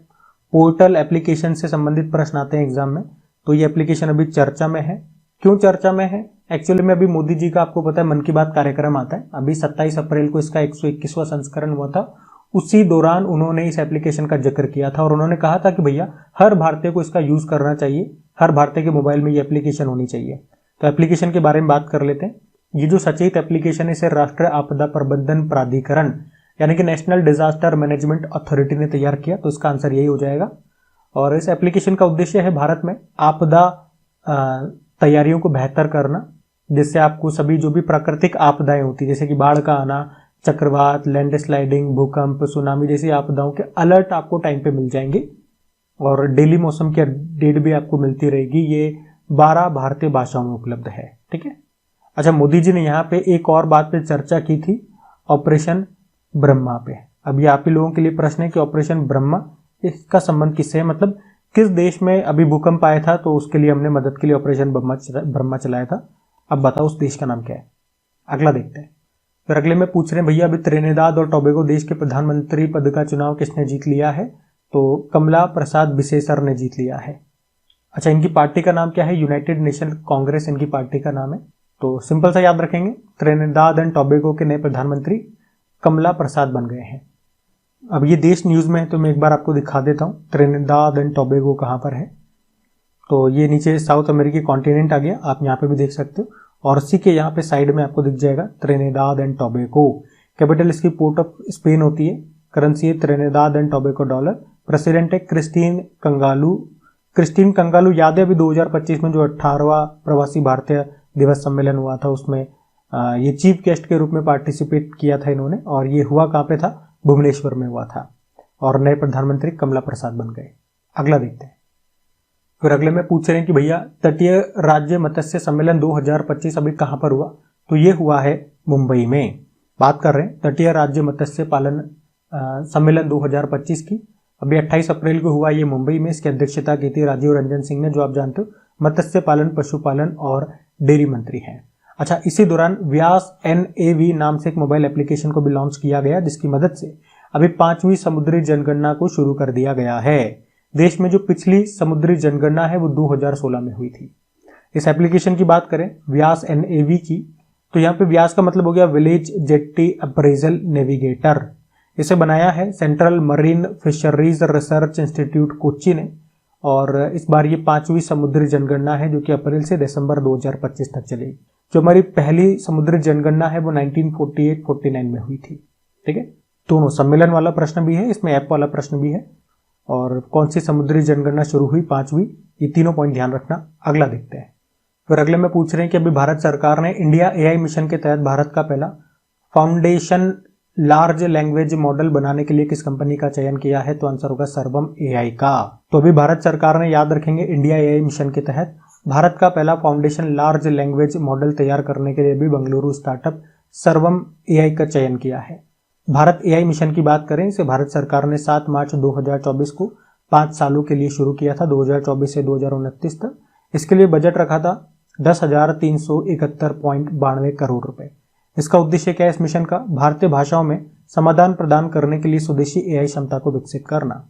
और ये जो LLM मॉडल है, यानी कि हमने बोला लार्ज लैंग्वेज मॉडल, ये एक प्रकार का AI प्रोग्राम है जो नेचुरल लैंग्वेज और अन्य प्रकार की सामग्री को समझने और उत्पन्न करने में सक्षम है। ठीक है, तो प्रश्न हमारा क्या था कि अभी भारत सरकार ने इंडिया AI मिशन के तहत भारत का पहला फाउंडेशन लार्ज लैंग्वेज मॉडल तैयार करने के लिए भी किसका चयन किया है, तो बेंगलुरु का एक AI स्टार्टअप है सर्वम AI, इसका नाम ध्यान रखेंगे। ठीक है, अगला देखते हैं। फिर अगले में पूछ रहे हैं शाजी एन करुण का अभी निधन हो गया, वे क्या थे? तो वो फिल्म निर्माता थे, और आप कह सकते हो मलयालम सिनेमा के मशहूर फिल्म निर्माता थे शाजी एन करुण, और अभी इनका 73 वर्ष की उम्र में निधन हो गया। इनकी जो पहली फिल्म थी उसका नाम था पिरवी या पिरावी बोल दो, 1988 में आई थी, मलयालम भाषा की फिल्म थी। और इनका नाम एक और कारण से न्यूज में आपने सुना होगा, एक अवार्ड इनको मिला था 2023 में, जेसी डेनियल अवार्ड इसको कहते हैं। ये केरल सरकार के द्वारा दिया जाने वाला सर्वोच्च फिल्म पुरस्कार होता है, जेसी डेनियल अवार्ड। पद्मश्री भी भारत का चौथा सर्वोच्च सम्मान भी इनको मिल चुका है, 2010 में मिला था। ठीक है, ये भी ध्यान रखना। बाकी ये थी आज के हमारी करंट अफेयर्स की क्लास। इसी के साथ आपका पूरा सेशन समाप्त होता है, पूरा अप्रैल मंथ हमारा यहाँ पे समाप्त हो गया। बाकी अब आप प्रैक्टिस कीजिएगा इसकी क्विज लगा करके, MCQ लगा करके आप इसकी बार बार प्रैक्टिस कीजिएगा। बार बार वीडियो नहीं देखना है, वीडियो एक बार देख लिया, और अब आपको प्रैक्टिस करनी है टेस्ट लगा करके। कहाँ पर मिलेगी एप्लीकेशन में, जिसका लिंक नीचे डिस्क्रिप्शन बॉक्स में है, या फिर गूगल प्ले स्टोर से आप डायरेक्ट डाउनलोड कर सकते। सेशन अच्छा लगे तो प्लीज वीडियोस को लाइक जरूर कर देना, नहीं करा तो दोस्तों के साथ में एक बार शेयर जरूर कर देना। ठीक है, आज के लिए इतने ही रखते हैं। राधे राधे।